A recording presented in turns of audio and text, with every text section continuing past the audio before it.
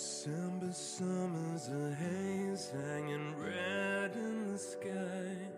It sticks to your throat and it burns in your eyes. The temperature gauge evaporated and dry.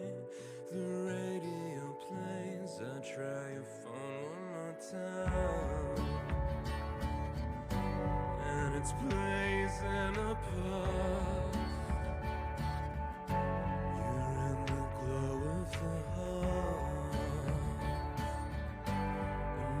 Sit on our thumbs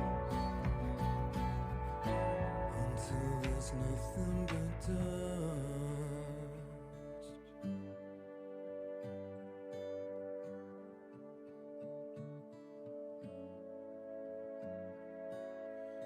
Do you remember the day that you taught me to surf?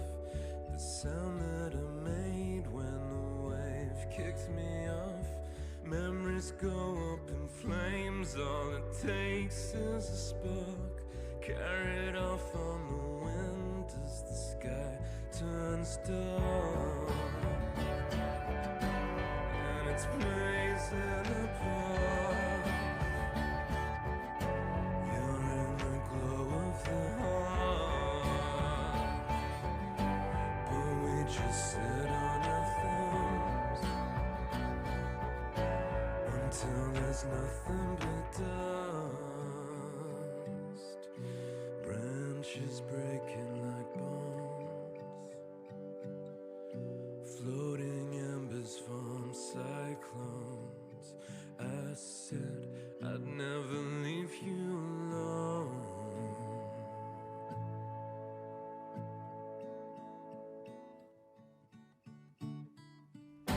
Did I tell you enough? Just one more thing I forgot. We're only hours apart. If only the rain will fall on the blaze in my heart. You're in the glow of the heart, but we just sit on our thumbs until there's nothing but dust.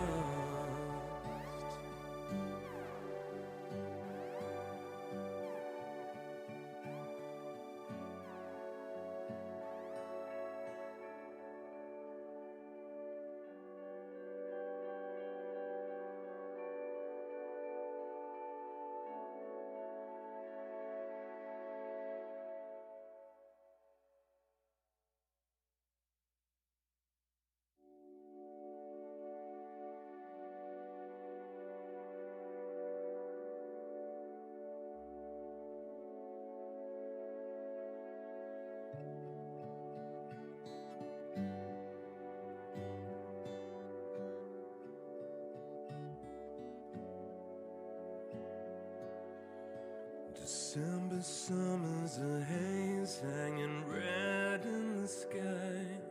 It sticks to your throat and it burns in your eyes. The temperature gauge evaporated and dry. The radio plays, I try your phone one more time, and it's blazing apart.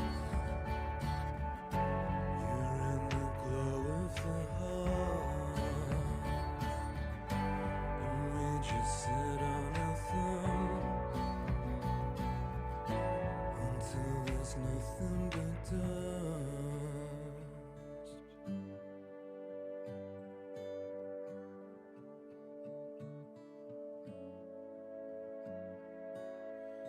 Do you remember the day that you taught me to surf?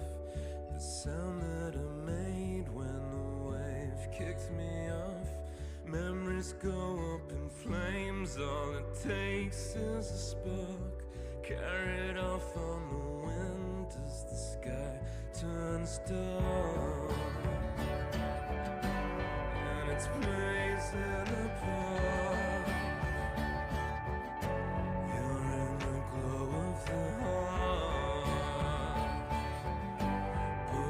just sit on our thumbs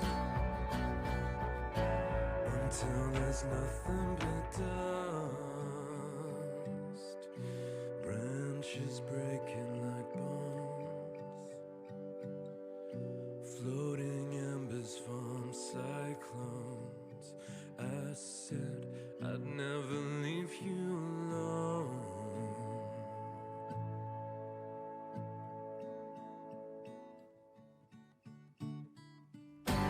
Did I tell you enough?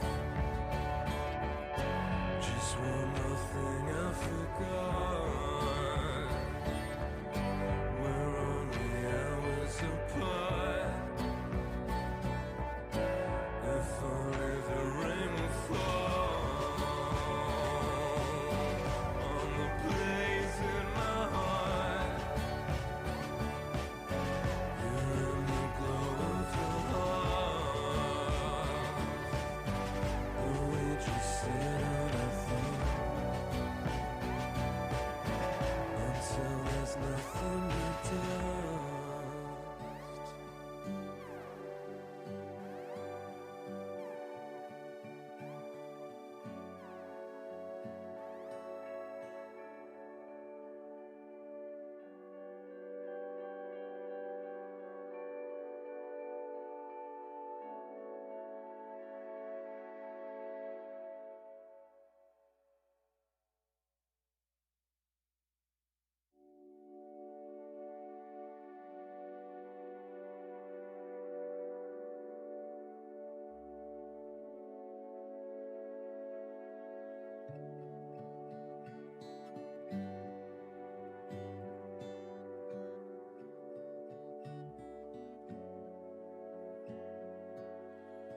December summer's a haze hanging red in the sky.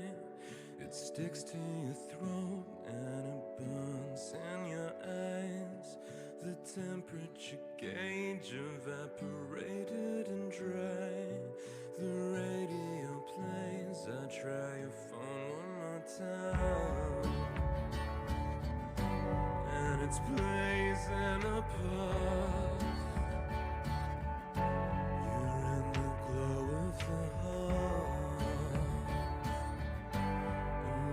Sit on our thumbs until there's nothing but dust.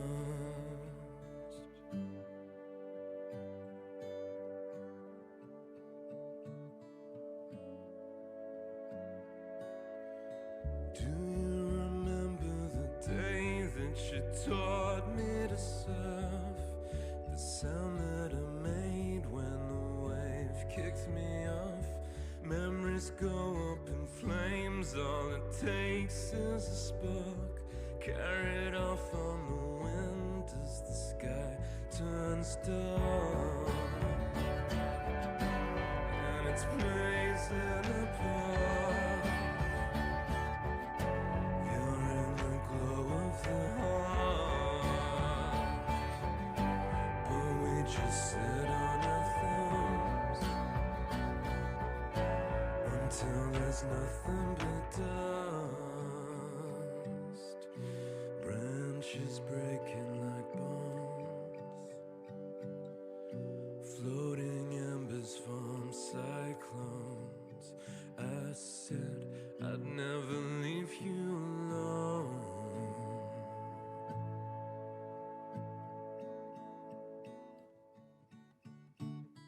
Did I tell you enough? Just one more thing I forgot.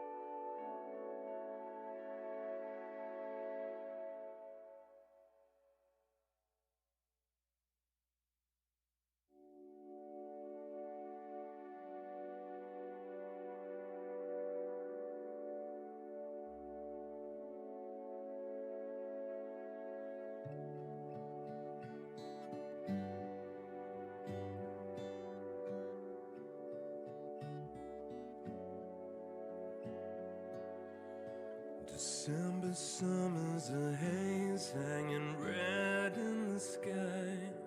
It sticks to your throat and it burns in your eyes. The temperature gauge evaporated and dry. The radio plays, I try your phone one more time, and it's blazing apart. You're in the glow of the heart, and we just sit on our thumb until there's nothing but dust.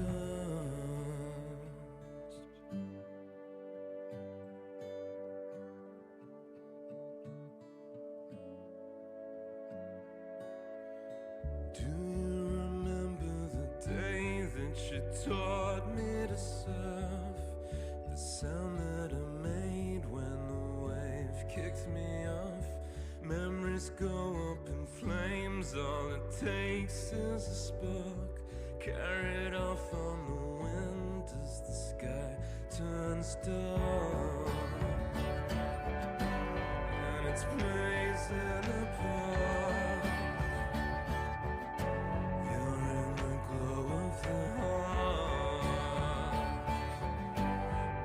Just sit on our thumbs until there's nothing but dust. Branches breaking like bones, floating embers from cyclones. I said I'd never leave you alone.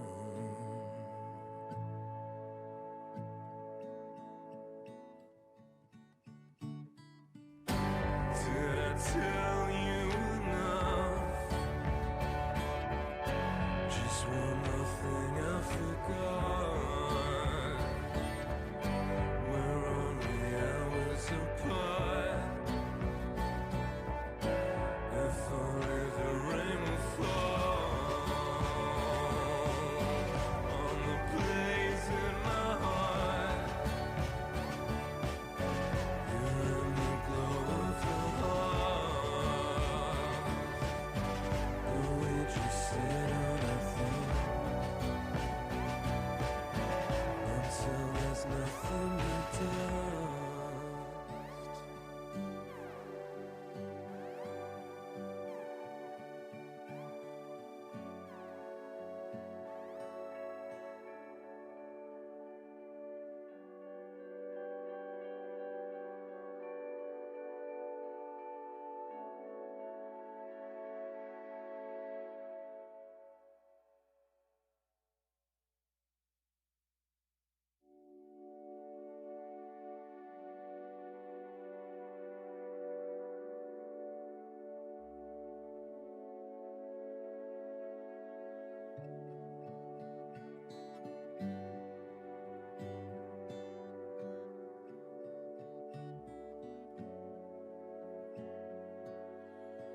December summer's a haze hanging red in the sky. It sticks to your throat and it burns in your eyes. The temperature gauge evaporated and dry. The radio plays, I try your phone one more time, and it's blazing apart.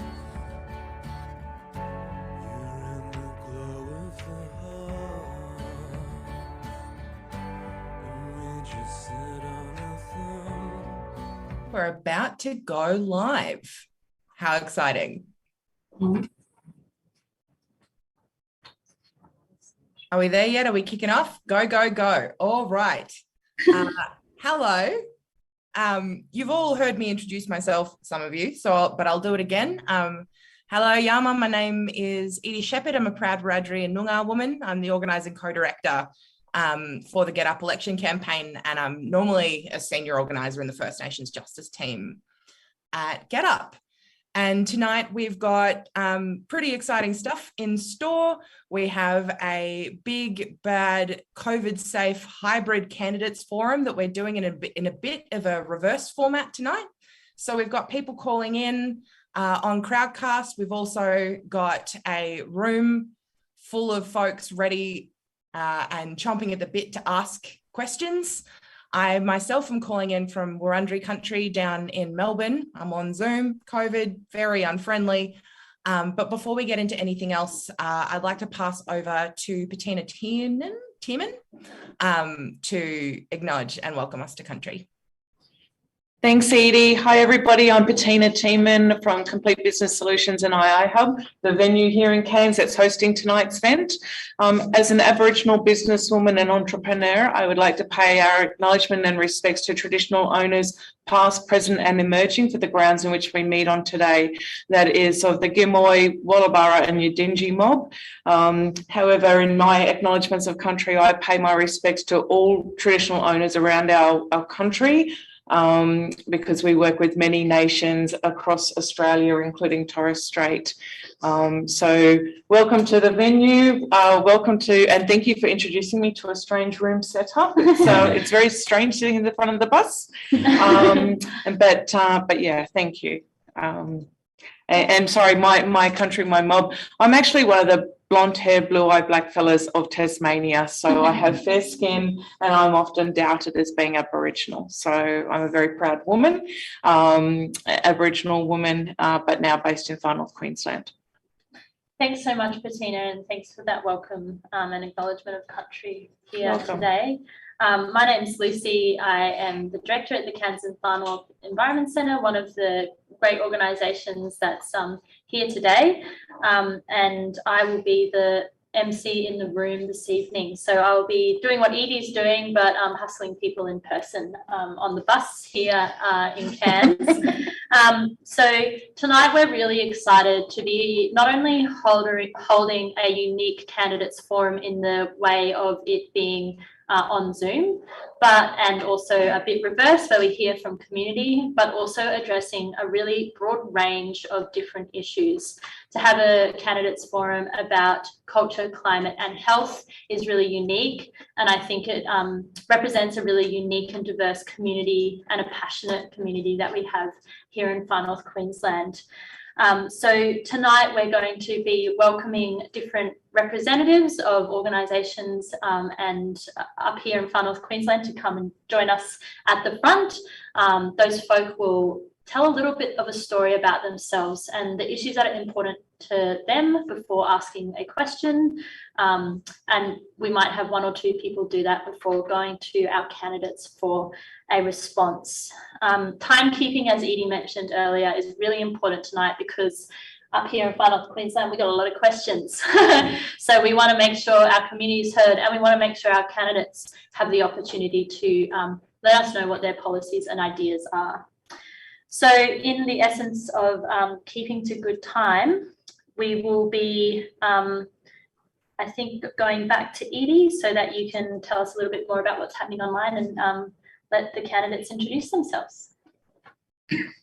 Yes, so there's a couple of things. And for folks who are calling in on the Crowdcast, we're just going to play a quick video, I believe, just so everyone knows how to ask a question. It's pretty easy when you're in the room to be like, I have a question. When you're on a webinar, it's not so clear. So I'm going to pass over to Darren to play that, and then we'll get into things. All good on your end, Darren? The joys of online. Hi there. Welcome, and thanks for participating in tonight's event. There's two ways you can engage. The first is by asking a question directly. In order to do that, you can follow along with what I'm doing here on the Crowdcast web app. Go to the plus symbol in the bottom right-hand corner of the screen. Select that, like so, and hit Ask a Question. Once the box pops up, type in something you'd like to discuss.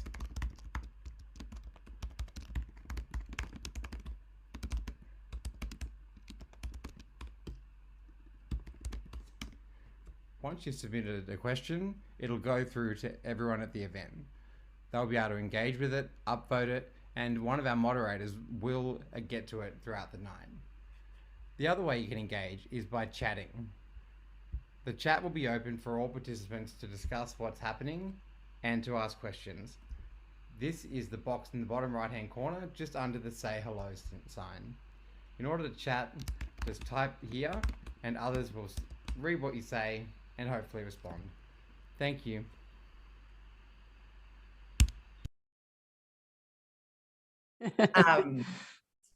Well, Suzanne, you have popped up on my screen, so you've got a minute. Do you want to say hello? Most definitely. Hi, everyone. My name's Suzanne Bailey. I'm the Animal Justice Party candidate for the seat of Leichhardt. I'm extremely humbled to be here today in this capacity. And I'd also like to extend my gratitude to all the representatives here today. I know the amazing work that you do, and I'm looking forward to the tough questions that you're going to be asking.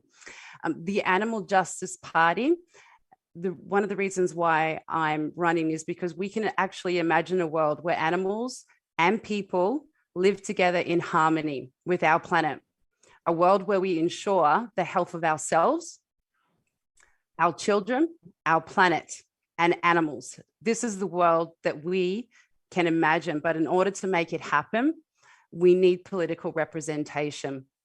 We're not just a political party, we are also a social movement, and we do challenge a lot of the social norms.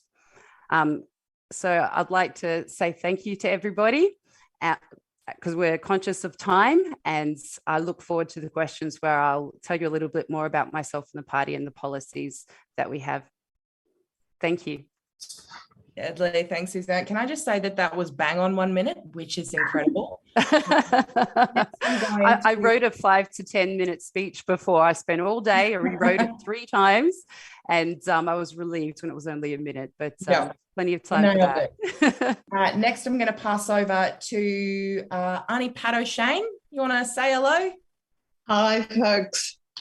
Glad to be here. We're talking about we're talking about getting rid of Morrison. He's let me see, I made some notes about him. He's a liar, he's invasive, he's arrogant. He has recently announced, I think over the weekend, according to my go-to news source, crikey.com, that he will pledge $250 million to create 5,000 new mining jobs in Western Australia, which he says will make us a global producer of clean hydrogen. There are a few hydrogens, blue, green, and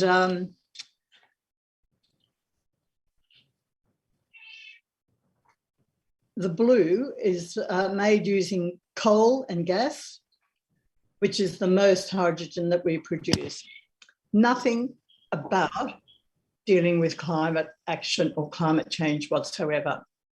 He is toadying yet again to the billionaires in this country and across the world without any regard for the fact that climate change is an existential threat to our continued existence wherever we live. Absolutely. And we'll definitely be talking about that quite a bit tonight, hey, I reckon that's going to, I've got a hunch that's going to come up quite a bit in this forum.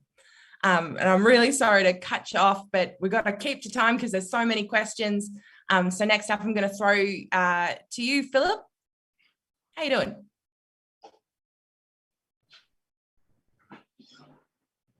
I hope I'm unmuted. Yep. Great. I'm a systems engineer, or at least that's what I do for a job for the last 10 years or so. And what that means is I work on engineering systems where we're not really sure if there's going to be a solution. And in some previous lives, I've been a lecturer and a technology company founder And if I go back far enough, I've been an academic advisor in a uni trying to give students advice about their careers, even though I was often unsure of my own. Plus, I've done some other residential tutoring at universities. I've been a member of the Greens for 5 years, and we're a party that you would obviously assume would have an ecological sustainability aspect, but we're grassroots as well, which means that inside the party, sometimes you see some rather chaotic decision making, but we almost always figure stuff out in a very fair and friendly way. We have a social justice foundation, and we believe in peace and non-violence. I guess what brings me to the Greens is really, in the end, you look at the way refugees have been treated in this country, and I also look at the way we think we can have an economy that will grow forever, and these things are nonsensical. So that is why I joined the Greens. And maybe that's about a minute. That is about a minute. Great. Everyone is timing themselves beautifully. And lastly, I'm going to throw over to A Light of Faith. How you doing? Welcome. Good morning, I was going to say. It's been a long day. Good evening, everybody. How are you? Thanks for having me. So yes, my name's A Light of Faith. I'm the Labor candidate. Look, been a Cairns local for 23 years. I'm a working mum, I'm a dog mum, I'm a wife, and I absolutely love my community. I grew up in PNG for the first 15 years of my life, and that's where my personal love and appreciation of nature and the environment has come from. I have met with some of you in the room already, so hi guys, and I think I do say that every time I speak to people, because the environment is something that I too am very passionate about. Look, I am looking forward to talking to you about some of Labor's policies around renewable energy and the environment, and answering as many questions as I can. I'm notorious for going overtime, so just do this, Edie, and I'm all good. Thanks, Pat. I can hear you laughing. You're not on mute. But Pat and I together, we could probably take up the whole hour, 2 hours.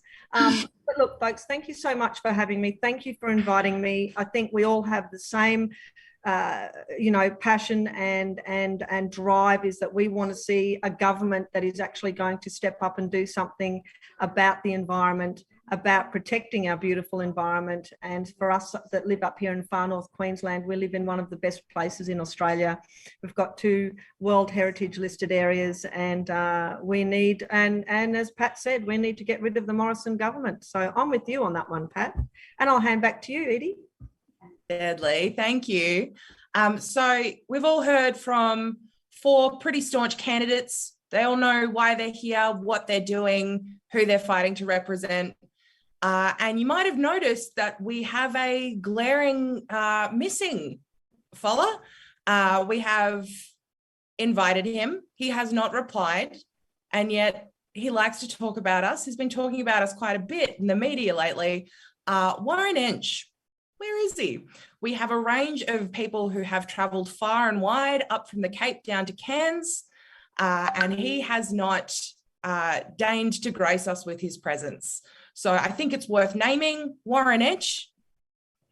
He doesn't want to talk to us. He doesn't want to talk about the issues that our communities care about. He doesn't want to talk to mob who have travelled from Far North Queensland, and I think that that's a pretty crying shame. But for now, I'm going to pass over to Lucy, because we're going to start to move into the questions now. You've heard quite enough from me for now, so I'm going to pass over to Lucy back in the little bus room. Thanks so much, Edie, and I'm really excited to be hearing from our community on the environment, but also on culture and health, which are all intricately linked. So I'm going to be talking up representatives from our island, our home, to come and join us. They're going to introduce themselves and talk about the issues that are really important to them tonight. So over to you guys. Good afternoon, Kapukut. Good afternoon. My name is Kebe Tamu. I'm from Warraba Island. I'm in the central islands of the Torres Strait, and one of the applicants in the Our Islands Are Home campaign. Kapukut. My name is Daniel Billy. I'm from Warraba Island. as well Kulkargal Nation, Central Torres Strait. Yeah, just quickly, I just want to pay my respects to the traditional owners of the land that we gather here today, and to the elders past, present, and emerging. And obviously, we're from the Torres Strait Islands, and one of the most impacted regions and peoples around this issue of climate change. We've put a case to the United Nations, me, Daniel, and six others, for the lack of action on climate change and in the Torres Strait. And we as Torres Strait Islanders, First Nations people of this country, are sometimes forgotten, and our voice is sometimes not heard or not even out there. So with this case that we've launched, the current government, we believe that they haven't done enough to protect our human rights, our rights to life, our rights to culture, and our rights to share these things, the way we grew up with our children in the Torres Strait Islands. And yeah. Okay, I'll continue, sorry. We've really struggled to work with the current government and other governments over the years in trying to address these issues in the Torres Strait. They've delivered seawall projects, which is a defense mechanism, obviously, to slow down erosion and the inundation of the ocean, the seawater, salt water into communities up in the Torres Strait. But we believe, that's only band-aid solutions, that we really want the government to take an approach where, we can actually look into ways where the Torres Strait Islanders, we believe, can really have a, peace of mind, knowing that we won't become climate change refugees in this country. I believe that it could come to a stage, if no action is done now, it could come to a stage where we will be asked to be removed from these communities, these islands that, we've called home for thousands of years. And, this will have a massive effect and a massive impact on our culture, on our livelihood. And I believe on the people there, this will be moving, erase the people from their country. It's like colonization all over again for us, all the trauma that will come with it. It doesn't only affect the environment, the land and the sea, but us as people as well, our emotional well-being, our mental health, all of those really needs to be captured as well. So, we come here to really ask a question about, these candidates here. If you guys, get in this coming election, how will you commit to the climate change issues in the Torres Strait, from the grassroots level to working with grassroots people on ground in coming up with solutions, and really addressing and all these issues on ground, and what ambitions Torres Strait Islanders have around this issue. How can you support us, Torres Strait Islanders, from a grassroots level all the way up to the federal parliament, the federal government, in policy change and creating new policies that will really protect our future and our children's future? Thank you for such an important question, and I'm really excited to hear the multi-level response to that question. So I'm going to hand over to you, Edie, to invite the candidates to share their policy and ideas with us from the grassroots, the highest levels of government. Yeah, on every layer, hey? So everyone will have 2 minutes to respond. We'll rotate the order. But to start off, Auntie Pat, you were talking a bit about climate in your opening, so I'll start off with you if you'd like to respond. Well, as I said in my opening remarks, climate change presents us with the worst existential threat that humankind, and for that matter, the planet and all of life forms have ever faced, I should say. The way that the Morrison government has completely ignored the advices of scientists from around the world, for that matter, has ignored other world leaders who accept that we are facing this threat. As I said earlier, makes him an arrogant, let's face, pig ignorant about these issues. That he is reported today as continuing to support mining, coal mining, as well as the extraction of other minerals, is cause enough for all of us to say we can no longer have this government in power in Canberra. We have to kick him out. Good reason why Warren Inch hasn't appeared today, hasn't responded to your invitation, because he was made envoy to the Great Barrier Reef, whatever that must mean. But Barrier Reef is disappearing before our very eyes. We've had severe heat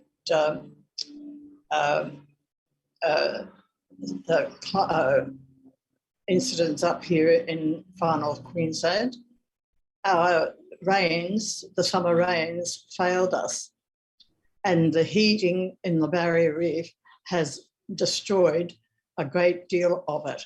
I don't know that that's ever going to be retrievable, although I know that we have very dedicated scientists who are working to try to change that situation. But they can't do that if we continue to allow our government to do as I have described in my opening remarks. We absolutely, the critical issue that we confront right now as we sit here and look towards the 21st of May is getting rid of this government and instituting a government which will do something real about climate action. Absolutely. Thank you. Next, I'm going to pass over to you, Elida. Thank you. Thank you. And I'm sorry, I missed your name. I know it's Daniel and... It's me, Kebe. Tom. From Warraba. Yeah. Kebe. Thank you. How's it going? Oh, look, and you know, this is a serious, look, preaching to the converted here, right? We all have this same passion and we all want to see a government that's actually going to have a real plan and do something about this. And we know, as Anipat has said, that we've had nearly 10 years of this Morrison government who still can't work out between them whether climate change is real or not. And when we're talking about keeping sea levels rising, and look, I've travelled up to the Cape a couple of times and the Torres Strait a couple of times, well, more than a couple of times, and I've had these discussions with the councillors from the Torres Strait Outer Islands. This is a global issue, and Labor will certainly do its part, and we know that we need to keep those sea levels from rising. This is one of the biggest issues. And Kebe, I think you really hit the nail on the head where you said that, you feel you're forgotten and not heard, because that is a clear message that I have gotten pretty much since the day I threw my hat in the ring again to be the Labor candidate for a second time around. My passion didn't die, and my determination to represent Far North Queensland certainly didn't die when I wasn't successful at that last federal election, and I'm very passionate about the whole of the electorate.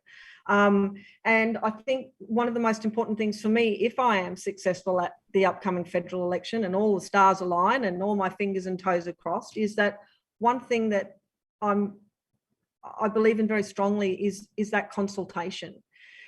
you guys live up there. So we have to consult and sit down and talk with you about what we want to see. And that's obviously what you've been advocating for, right? And Labor will do that. We will not be coming up here, we're not, look, we're sick of having Canberra's voice in Far North Queensland. It's about time that Far North Queensland had a voice in Canberra. We have got a great policy, and I'll go into it as the night unfolds, because there's a lot of components to it, and that's our Powering Australia plan. And that benefits everybody. It's all around, it's about keeping the cost of living down by reducing power. It's going to create thousands and thousands of jobs, and it's about renewable energy and reducing those emissions. And as we go along through the night, I'll talk to you more about it. But I suppose for me, it's having that open line of communication, to me, is one of the most important things. And also having a plan, and Labor has a plan for a better future for Far North Queensland, and that is around our Powering Australia plan. Great. And finally, I'm going to invite Philip in to respond to Cabe's question. Hi, Cabe and Daniel and others. Look, the Greens obviously take the problem of global warming or climate change very seriously. When you look at our policies, you'll see aspects that are trying to deal with the causes, and you'll see some other aspects that are trying to deal with the effects. So on the effects side, we're saying that we have a responsibility to make sure that people can live safely, whatever the circumstances are, from problems such as more frequent flooding and such. And we see that in the north, and I think we're seeing it in other parts of Australia as well. So that's going to be an aspect of living in Australia, this mitigation issue. But on the causes, again, we're very strongly pushing for carbon emission reductions. We've probably got, we've got some of the most ambitious plans present, although we're also seeing aspects coming about in the private sector as well. But certainly we would want to drive that. We think it's the government's responsibility to do our best to reduce the causes. And part of what we have to do in that area is we've got to set an example so that we can implore other people to also do their part. It's an ethical problem in the sense that we should be worrying about all peoples of the world who are living in places that are going to be subject to increased flooding. And we've got to try and do our best and encourage others to do the same in order that in the end we get a global solution. I think it's going to take a very long time, and it's touch and go as to how we'll go about hitting certain thresholds. But in any case, we've just got to do the best we can and deal with any after effects as well. I might stop there. Okay. Beautiful, thank you. And while we have a quick seating change, I believe, happening in Cairns, a couple of things that I can throw in there. Firstly, what you might have seen if you're crowdcasting in is a call to action from the Torres Strait 8 and the Torres Strait Islander mobs who are fighting to protect their islands. So you can head to ourislandsourhomes.com.au and sign on to their petition and keep up to date with the things that them mob are asking of supporters and allies to be able to back them in and stand in solidarity with those mob. And the other thing that I'm gonna, we have, just for folks, it's a bit all over the place. We've got all of the candidates here on a Zoom. They're not actually on the crowdcast. So just to let you know, we have 198 people crowdcasting in, which is pretty huge and pretty exciting. And I'm just going to invite people in the chat over on the crowdcast to just, there's been some chatter, and I really want to see in the chat, what do you guys think that the federal government should be doing to support Torres Strait Islander people in this fight and in their adaptation? But it looks like we're ready to go back in Cairns. Is that right, Lucy? You guys back? Suzanne as well. I haven't had a chance to answer the question. My goodness, I am terrible. I am You're fine. I was like, oh, I'm getting a little bit of extra time, but sorry, sis. That's okay. No worries at all. So in response to that question, I think that one thing that we are absolutely forgetting to address is the part that we play in all of this. All right. What led us to this climate situation in the first place? To the most part, it's because we have completely ignored the impacts on animal and the environment. Our laws are being bypassed. We've all known the facts for a very long time, but the facts alone do not make us act. They do not make us take action. What I believe is one of the core things that a lot of people out here need to start looking at is the core values of their representatives. One of my core values, and I find it my superpower, is I actually have compassionate empathy. What that means is that I am bound to together with what happens. It means that I am in there with that pain and suffering, and that I can imagine and hope for a better future. So the Animal Justice Party and I challenge the social norm that we've seen today that just look at animals and the planet as resources. If we did that, would we be having people bypassing the laws that we have had today? Would the burden of proof be on the scientific community to actually prove that there was a problem when we all can see with our own eyes, our ears, at what is happening out there? So some of our policies, of course, we support renewable energy. We 100% believe that we need to stop any further fossil fuel expansion, but to stop there is not enough whilst we're destroying forests and deforestation. 90% of the water is in international areas, and we've already deforested about 50% of the land at the moment. We need to rapidly rewild, restore, and start protecting what we have. This is actually going to pave the way to start addressing the problem and look at holistic solutions, not just one that only focuses on emissions and energy alone. That is not going to solve the problem. It's much more to it than that. Thank you. And sorry again. You're fine. I've got Tuesday brain. It's been a long weekend. All right, I'm going to pass right back to the bus in Cairns. Thanks so much, Edie. And joining us in the front seats here in Cairns, we have two young people representing the Australian Youth Climate Coalition. So I'll throw over to you guys. Hi, I'm Pranika. I'm 15 and I go to Kent State High School. I remember when I was younger and I'd heard about climate change, but I wasn't afraid of it. In grade 5, I watched a video on climate change in class, but it felt so far away. The world seemed so indestructible and permanent. I hate that I'm realizing that might not be true. And now I've learned more about climate change and I'm definitely afraid of it. I guess the world isn't indestructible. And it doesn't help that we're doing a really good job of destroying it. All the candidates here won't be around by the time we feel the full effects of climate change, but I will, and my generation will. As candidates, you have a responsibility, not just for the current economy, but for future generations, a responsibility to ensure that even will be future generations. We know that we have to stop using fossil fuels. We know that we have to switch to renewable energy. The world isn't indestructible, so stop acting like it is. I want to ask if the candidates, if elected, will commit to meeting a group of young people to talk about climate change, and also why you care about climate change and want climate action. Brilliant. And my name's Claire. I'm 20 years old and I've grown up in Cairns and spent most of my life here. I think we're pretty lucky to have World Heritage Reef and rainforest right at our doorstep. And I was quite young when I went to the Reef for the first time. My family took me, and the first time I went snorkeling, I remember seeing the most beautiful coral I could possibly imagine. Fish were darting in front of my face, and I just remember feeling so in awe of what was beneath the ocean. You know, visiting the reef and islands off the coast is still one of my favorite things to do. But last election, I wasn't old enough to vote.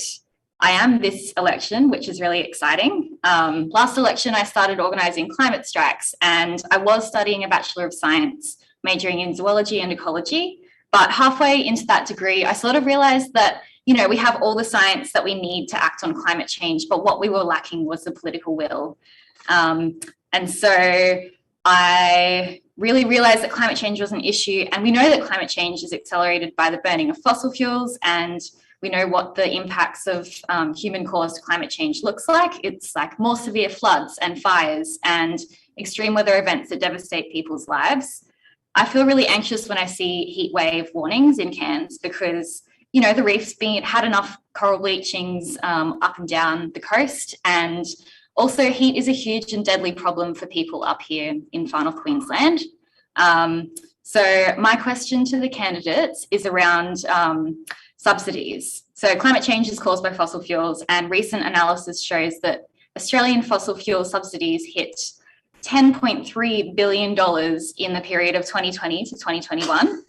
And that equates to $19,686 per minute effectively given to coal, oil and gas companies, which is pretty crazy. I've been talking for maybe 2.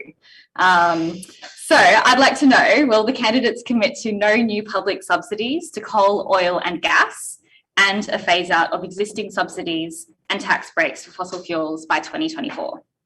I'm just going to ask Pranika, could you say your question one more time? Yeah. So it's fresh in mind. Okay. I want to ask if the candidates, if elected, will commit to meeting a group of young people to talk about climate change, and also why you care about climate change and want climate action.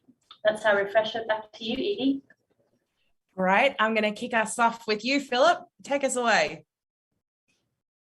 You just looked ready. Yeah, right. Look, I'm sure the Greens would commit to meeting with young people to talk about climate change, but I would suggest, how about this for an idea? Sometimes what we miss in our government is a form of auditing.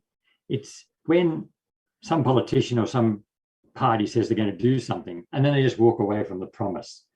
I'd like to see young people have a yearly meeting and essentially fill out a report card, say how the system is working. And if the system sucks, then it gets a HD for sucking. But anyway, you put that out in the open. So the idea that a meeting, that's good, but let's make it an audit. And then why do I care?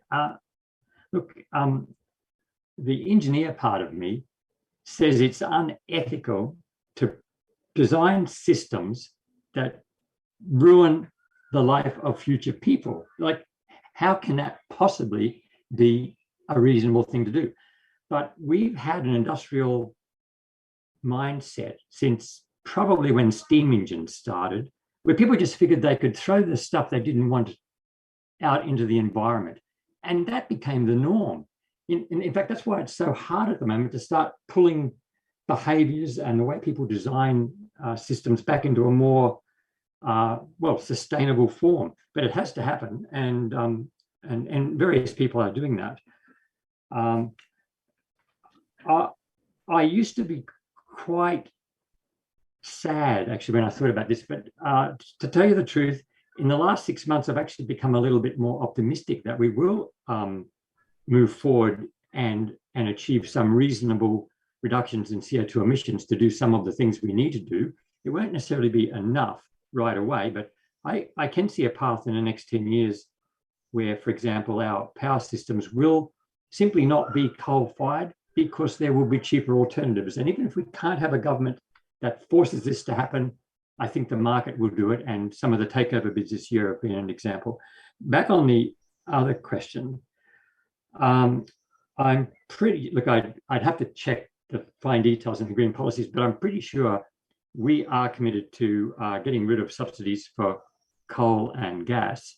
And we're also saying that we want to not make the problem worse while we're trying to deal with, getting our CO2 emissions down. So I'm pretty sure Adam Bent recently said that we would be putting a moratorium on new coal mines, for example. So that's one aspect. And I would have to check the details, but I'm fairly certain that I believe, by the way, it's $11.5 billion a year now. It's actually gone up a little bit, but that's got to be, that subsidy is going to have to be removed. And in fact, one of the things we'll have to be really careful about, especially at the Senate level in Australia, is we're going to have to make sure that we've got an appropriate Senate that can stop any increase in subsidies, because if a certain change of government does not happen in the lower house, the Senate will be our only safety mechanism. And so that's still a worry for me, at least, and maybe everyone. But yes, the need to talk, I think that should be an audit. I just don't believe it's right to pollute. The only thing you're doing when you're polluting is ruining some future generation's life, and we definitely need to preserve our beauty. And there's some economic arguments for preserving the beauty of the reef, but actually it's got a value in its own right. And I'm sure that's a minute, so I better stop. I wasn't looking at my clock, sorry. Yeah, thank you. Sorry. It's truly a staggering amount of money. Hey, imagine what the world would look like if we spent that on health and housing and the stuff that actually keeps communities together and safe and well, right? So next over, I'm going to pass over to you, Suzanne. Lovely. No, 100%. We can commit to those. They actually are one of many of our key objectives in relation to removing subsidies in our economic policy. We believe it should be a system where the polluter pays. All right. Now, you can't just look at it alone in that regard. You also have to look at the ways to address people that don't have access to a lot of resources as well. So they're not the ones that end up suffering from what's going on in the environment today. So 100% in relation to removing those subsidies.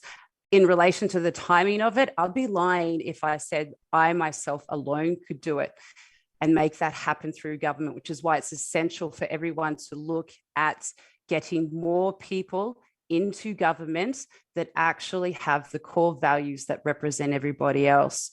I 100% support it and will work my hardest to get it done because the time is ticking already. In addition to that, one of the things that we need to do is start removing and addressing the current problems that we have and removing those obstacles and barriers to pave the right platform. Some of our objectives in that regard is to introduce a new federal environmental laws which adequately deal with climate change, land clearing, and other crucial issues. Establish a Commonwealth Environmental Commission with the power to implement bioregional plans, programs, strategies, and environmental standards. Establish a Commonwealth Environmental Protection Agency. So these things are enforceable with adequate resources to monitor, enforce, and prosecute offenders. You can't ignore that with what we're seeing with the bypassing at the moment. We are 100% about increasing citizen participation in our environmental decisions, especially traditional custodians and community groups, because each and every area is different. We can't just say everyone is exactly the same because, you know, you can't take resources away from one area in order to, without looking at the lives that are dependent on in that particular area. And we also want to support environmental protection organizations and enshrine their ability to litigate on behalf of nature, which I'm absolutely, I'm just amazed of what the people of the Zenadevkez communities at the Torres Strait Island are doing. And, you know, I want to make sure that people have that right and recognize the inherent rights of nature, including the right to survive and be restored. And so, yes, I also will commit to meeting with the youth and the people around the community in that regard. Beautiful. Alida, I'm going to bring you in now. Thank you, thank you, thank you. Okay, so first of all, Pranika, and I remember saying the same thing to Claire when I first met Claire 3 years ago when I was first, it was my first time as a Labor candidate. And I just love listening. My daughter's 21. You guys are our future. And it is just, to me, so exciting to know that our future is going to be in good hands because you're so passionate about wanting to make sure that your future has a beautiful world that we've been able to enjoy. And I remember saying this to you, Claire, and thinking that girl's going to go places, and you have, and I'm just so proud of you. I feel like I'm your mother, but I'm not. Only because, you know, it's so important when you're passionate about something. Sometimes most people are passionate, but some people don't have that power to speak up, and that's why people like yourselves You know, you are the one speaking for so many of the voiceless. And just like Suzanne, I love your superpower, by the way. But Suzanne speaking up for the voiceless who can't speak for themselves, which are the animals. But anyway, I digress. So yes, of course, if I am all the stars align, I will most definitely, something I can commit to you tonight is we will have a meeting. And I'm, you know, let's hope that's the case, and I'm looking forward to it. Why do I care about climate change? I think I touched base a bit on that a bit earlier. I grew up in the 70s and early 80s on a coffee plantation in Papua New Guinea. My grandparents were there for 30 years. I had that many animals coming out of my wazoo. I love animals. I you know, they'd bring them to me when they were unwell. I'd bring them, you know, nurse them. I was always out in the coffee. I love the environment. And my daughter's 21. She works out in the Crown of Thorns control program. If she wants to have children one day, and I said, that's up to her. I'm not pushing her. She is an only child. I would like to be a grandmother, but it's her decision. I want to make sure that, I mean, I've had the opportunity in my life, and I'm 51 this year, to enjoy so much that if we don't pull our fingers out and start doing something about it, you guys won't be able to enjoy it, and it won't be here for you. So that is why I feel very passionate about climate change. And so Claire, look, subsidies. As a Labor candidate, it's very hard for me to commit to anything as a Labor candidate, because right now I am just a candidate. A very passionate candidate, I might add. But what I do want to talk to you a little bit about, and I know you've talked about the subsidies, and again, if I'm a sitting member, that's something that I would be taking back to my government to talk more about, and the relevant minister at whoever that may be. But I do want to talk to you about part of our Powering Australia plan is adopting the Business Council of Australia's recommendation for facilities that are already covered by the government, the current government, and that's the safeguard mechanism. And we're going to keep that safeguard mechanism that's already in place, so that emissions can be reduced gradually and predictably over time. And that's to support that international competitiveness and economic growth. And that's consistent with industry's own commitment to net zero. Now that safeguard mechanism requires some of our largest greenhouse emitters to keep their net emissions below an emissions limit, so like a baseline. And I think that is really important, because they are our biggest emitters and we need to hold them to account. The other thing too... Sorry, Elida, I'm going to have to cut you off. Sorry, I told you I'm difficult to stay at 2 minutes. That's all right. We're going to round this question out with you, Auntie Pat. Thank you. I believe that the people united will never be defeated, and that includes our youth. I have been involved in political activity since I was 15 years of age, and that was centred on the fact that I am Indigenous, and we had to struggle to be heard, just as today we are struggling to be heard.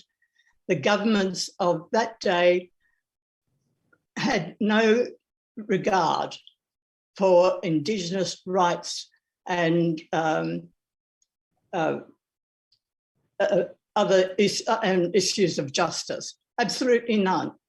We had to face them down, and that's what youth, together with all of us on this panel, your families, your neighbours, your other relatives, we have to face down the Morrison government in the next few weeks.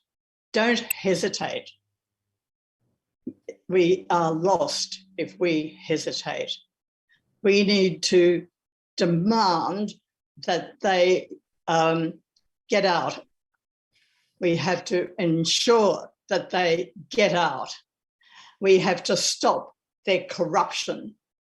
We have to stop the fact that they lie and they cheat about our resources. We are one of the richest countries in the entire world, and that so many of our people across Australia live in third world conditions and worse is an indictment on our governments, not you and me, but on our governments, successive governments, and whether they are state governments or whether they are federal governments. We need to get rid of them. I don't believe that we need to set up other structures such as commissions or the like to know what the problems are. We know what the problems are. They're facing us every day. We've got any amount of information to inform us, and we should make sure we are informed. I read the papers every day, including the Australian, which is nothing better than toilet paper. But I need to know what the enemy is thinking and doing. And so do we all. They are the enemy. They are not people who are prepared to live in an equitable, just society. They are hell-bent on destroying us. What for? For a handful of shekels. That's what it amounts to. They can't buy their way into the heaven that they believe in, but they're sending the rest of us to hell, a living hell. Get rid of them. We don't need to set up further structures. We can develop what we already know and what we have in place, and we can move them out. But it takes, as I say, the people united. Absolutely. Thank you. So next up, we'll have questions from the Cairns and Far North Environment Centre. So I believe there's going to be a little seating change on the bus yet again, but definitely a pretty powerful call to action from Auntie Pat. I might be biased, I'll work at Get Up, but I'm a big believer in collective action. And the collective power of our will. And that's kind of the excitement and the importance of this, and also the moment of this election, right?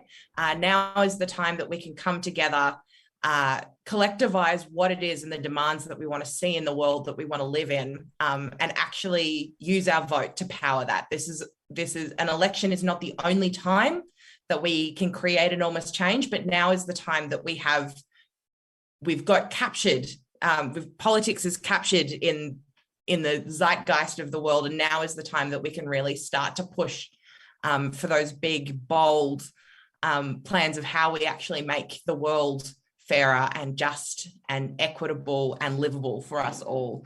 But it looks like the CAFNet crew are ready to go, so I'm going to pass back over to you, Mob.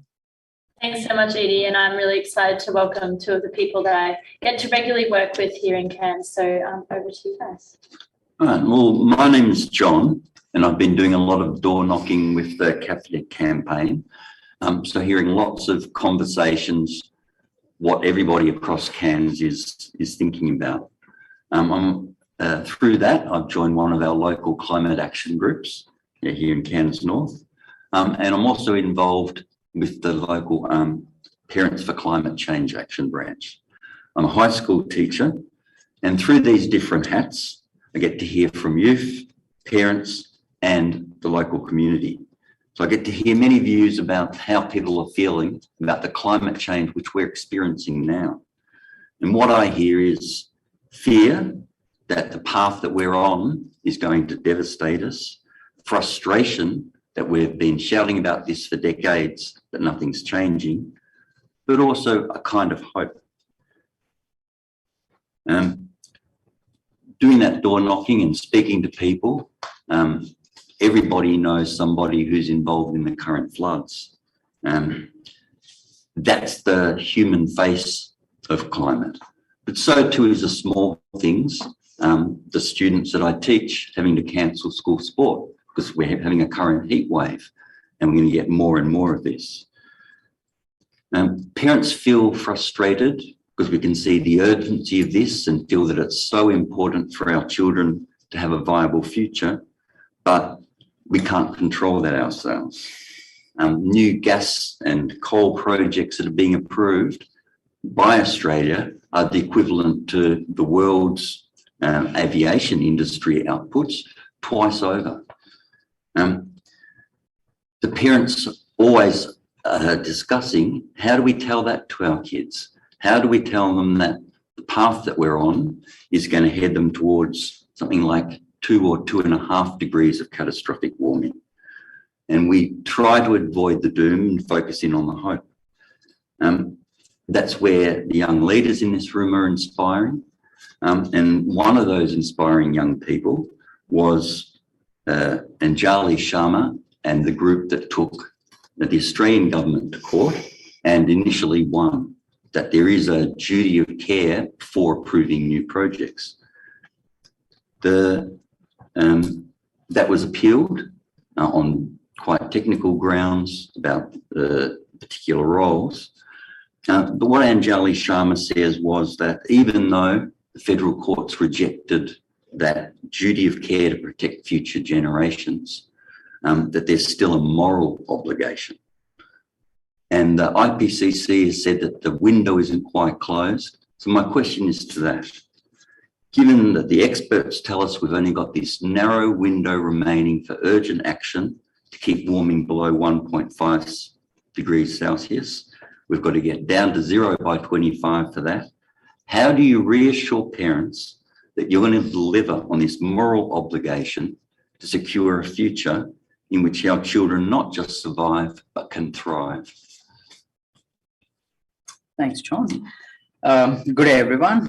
Before I introduce myself, first I want to thank CAFNEC for giving me this privileged opportunity to represent the most important people of our community, Cairns North. Second, I want to congratulate and thank all the candidates who are present here today for a couple of reasons. One being, you made a brave and sacred life choice to become a politician and to present the people of this region. So I say it is a sacred decision because it is one of the true human acts to work for the people. Personally, as an advocate of political consciousness and democracy, I know the importance of democracy and how privileged we all are to choose our leaders with the power of vote.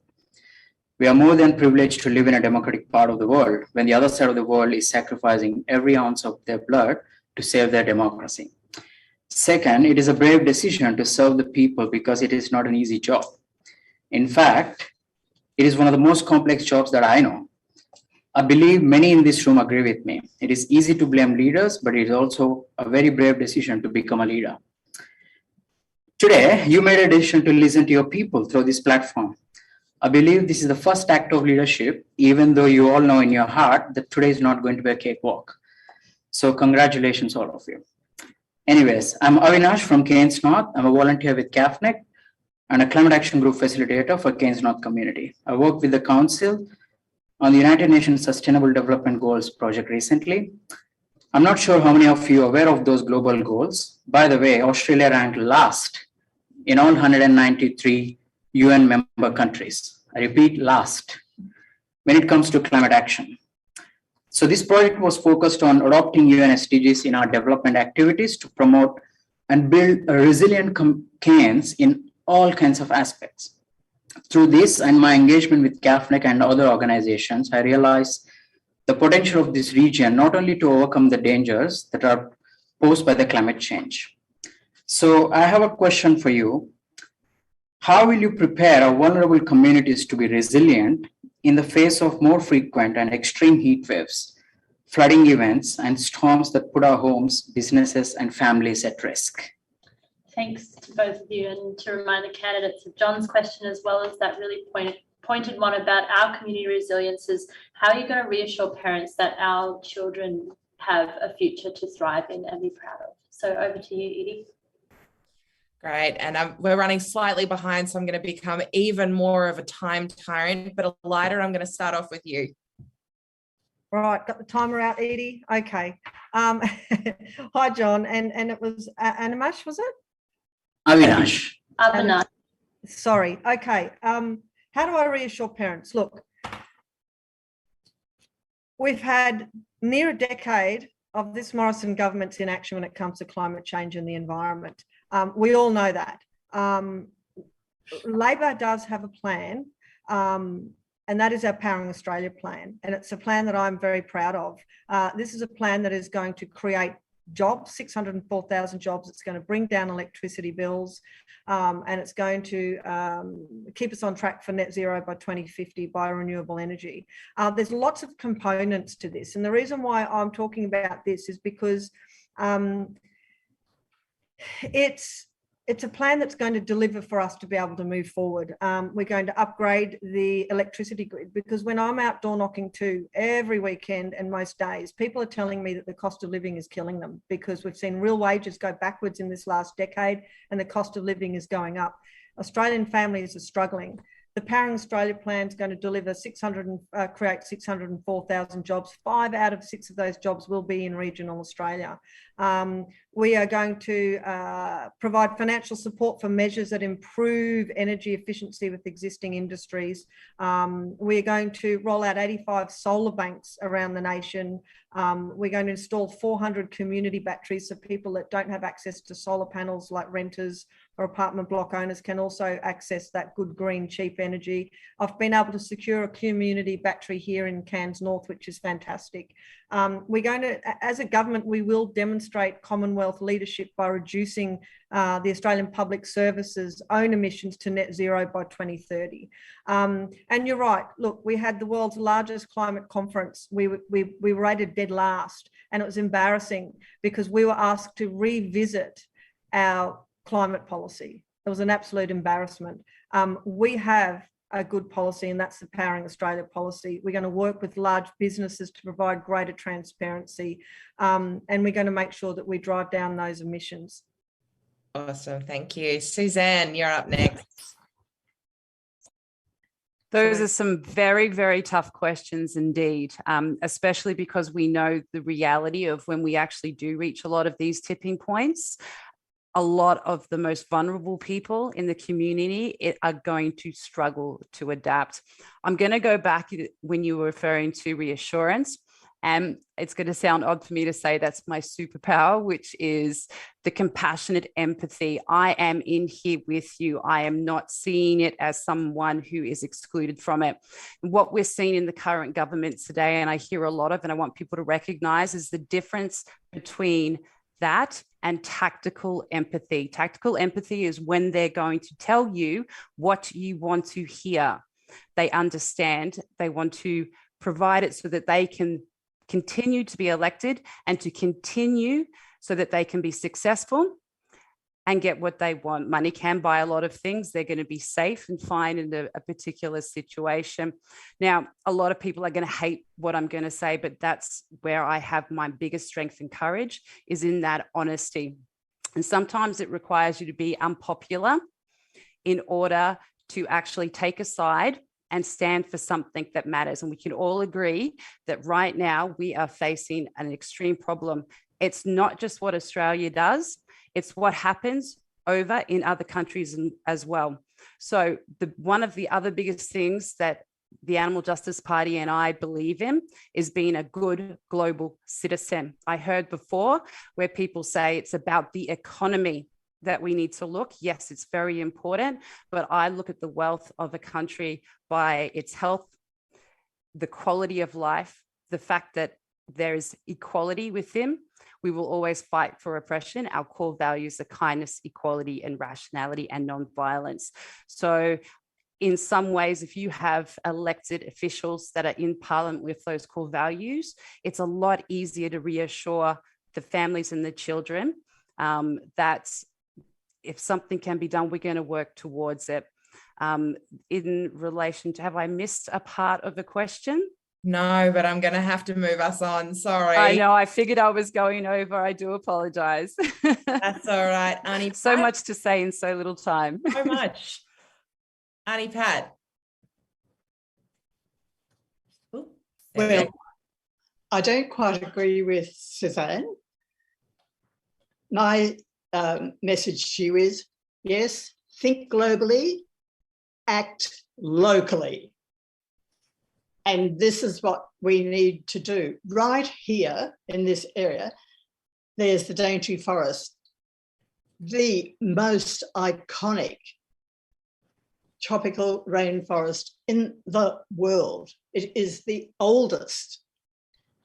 The Bielke-Petersen government, which was a right-wing national party long years ago, thank heavens they're dead and gone. I hope they've gone to hell.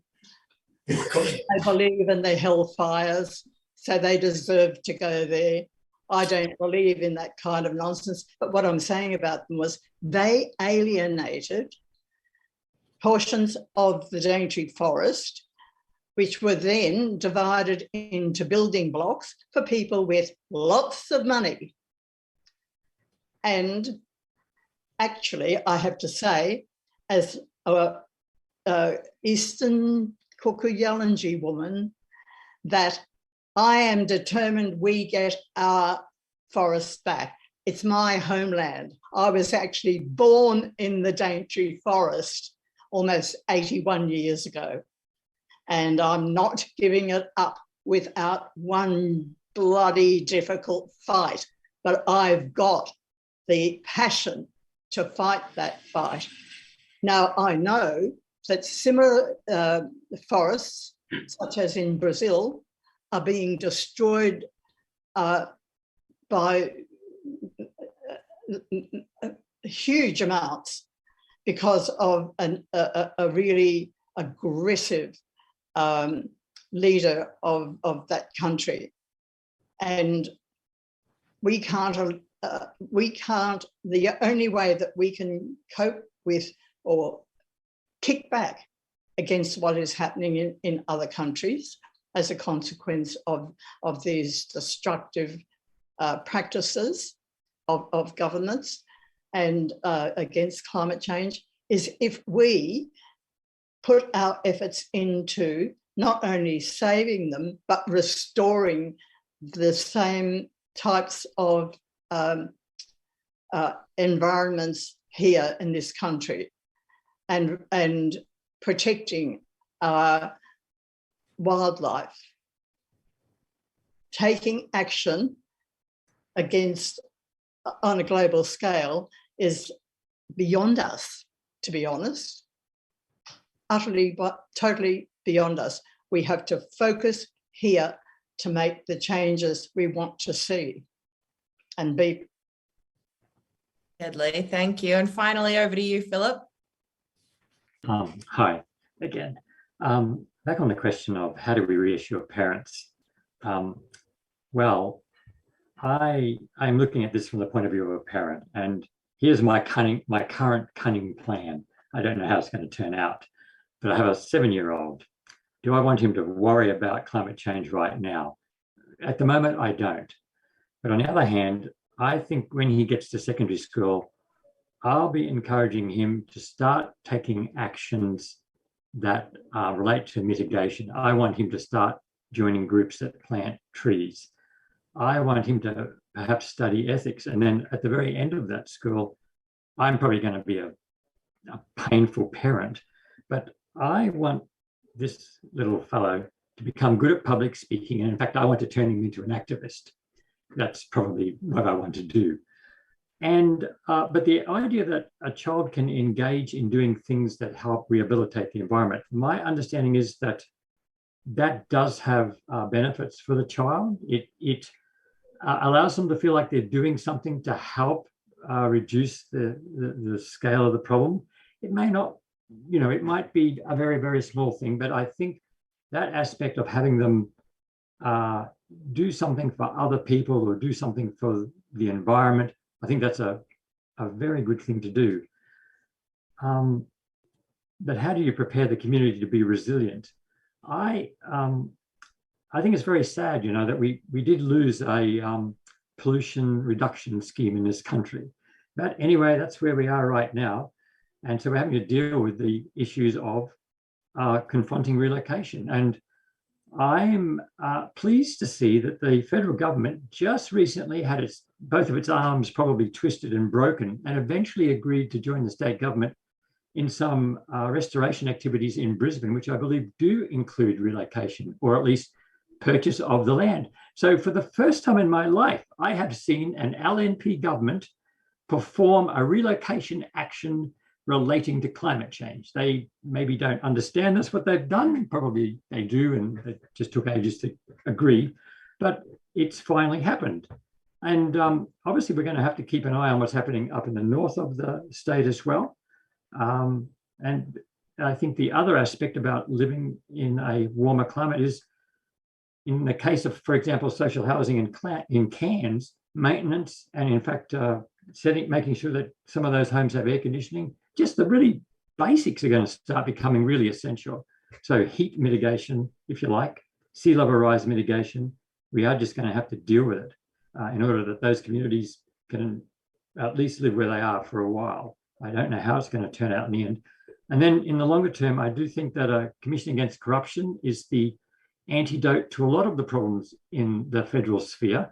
I remember this year that the Queensland government put a priority list of flood mitigation projects to the federal government, and it randomly chose a couple in certain electorates where perhaps deals were done and missed the first 2 or 3 that the Labor government wanted in Brisbane, like early warning systems. Well, what kind of insanity lets that happen? And then finally, sorry, I will finish, but I will slightly disagree with Pat, just slightly. I think, Pat, we still have to be a model citizen. We know that we can't persuade people overseas to do more. In fact, we're having trouble persuading our own government to do more. But I do think we've still got to be optimistic. We've got to try and be a good global citizen. And in the Greens policy, for example, we say that we should try and aim for there to be a treaty to lock people in. Instead of just having pledges, we want to try and firm up what's going to happen as we try to manage our escape from what might be a pretty tight situation. And thank you for your patience. Sorry. All right, so we're going to hear questions from Doctors for the Environment Australia up next. And to the, again, because we've got a bit of like 2 different streams going. So for all the candidates on, we're up to 205 people tuning in, and everyone who is joined in on the crowdcast. It'd be great to see your ideas for what our federal government and what our government can do to better support local communities in adapting and surviving climate change. How are we doing it? Oh, such a speedy transition. Over to you. Thanks so much, Edie, and I'm excited to welcome 2 more representatives of the local community here from Doctors for the Environment Australia. Over to you. Cool. So my name's Nicole, and I'm a general practitioner up here in Cairns. And I'm an active member for Doctors for the Environment Australia, and I joined them about 5 years ago. And at that point, I was getting quite distressed about climate change and plastic pollution. And I found this organisation, and I went along to one of their conferences and had a bit of an abrupt awakening to the fact that climate change is the greatest health threat to humanity of this century, which was declared by the World Health Organization actually a number of years ago, more than a decade ago. And so I joined DEA to start raising awareness and educating and advocating on the connection between human health and the health of our planetary ecosystems and the impacts of climate change on human health. So, as I said, the World Health Organization has declared many years ago now that climate change is the greatest threat to human health. And, I think it needs to be said that we've had, an interesting time the last couple of years with COVID. But when we look at the health impacts of climate change, actually COVID has really just been a warm up. So there's a lot more to come. So my question is around the impact on health services. As a GP, I'm on the front line, things like extreme weather events. For example, in March up here in Cairns, we hit record temperatures, and I saw a number of presentations of patients with heat-related illness in otherwise fit, healthy patients, which was interesting. It was like textbook for me. So climate change is already putting a major strain on hospital and health services, and this is only going to increase as we see more frequent severe extreme weather events. And so at COP26, 50 countries committed to develop climate resilient and low carbon healthcare systems, because as health, we also are a huge emitter of carbon.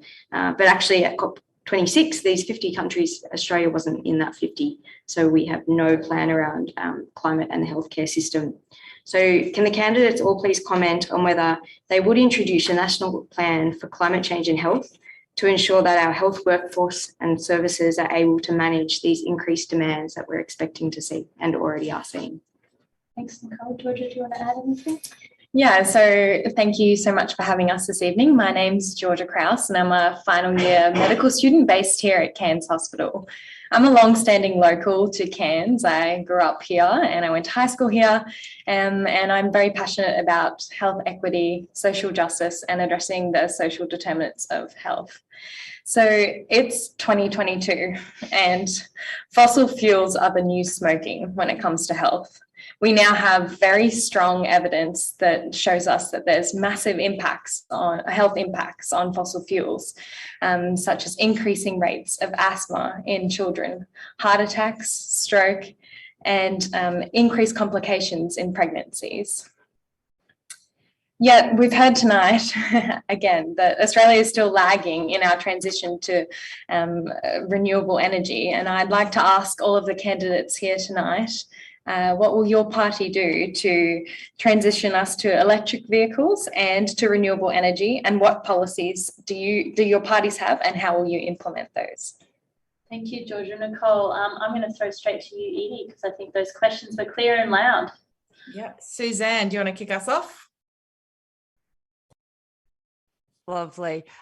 So 100%, it's extremely important to, and I support having initiatives which help within our medical systems when we are facing the impacts of climate and the environment. One of the good ways to actually do that is we have many policies around healthy food as well. And a plant-based diet actually does a long way to go there. Not only is it better for human health, but it's also better for the environment and for the animals. A lot of preventable diseases can actually be reduced, and it also addresses the risk of zoonotic diseases. Now, as you mentioned, if the climate increases, so does the risk and prevalence of zoonotic diseases. When we have intensive factory farming where animals are crushed into wet market situations, it is a breeding ground and is a contributor, a major contributor to the prevalence of zoonotic diseases. If we start transforming our system to one which is more plant-based, we will also help increase a lot of different funding by removing the subsidies within the animal agriculture industry so that it can actually be moved towards plant-based alternatives and also provide more financial benefit in the medical system itself. Have I run out of time? You've got a couple more seconds if you've got any other short comments. Okay, as mentioned previously, we are support in renewable energy and transitions to better things, but we also look at the location and the impact that it has on that particular area. We cannot ignore the impact it has on animals and the environment, because that in itself would be counterintuitive. Perfect. Thank you. Arnie, Pat, do you want to chime in next? Oh, I've got a word or two just to contribute. With respect to the health conditions, which we've just heard about, especially the effect of emissions on child health, but let's face it, also on the health of adults and especially aged people. I note that we are still running gas-fueled cars in this city, Cairns, which actually promotes itself as a city in a garden. We don't have many gardens in the city, in fact, and we should have them. I've travelled in many countries around the world. One that impressed me was France. I was in Paris and I went through the Bois de Boulogne. Avenues of trees, I think thousands of them.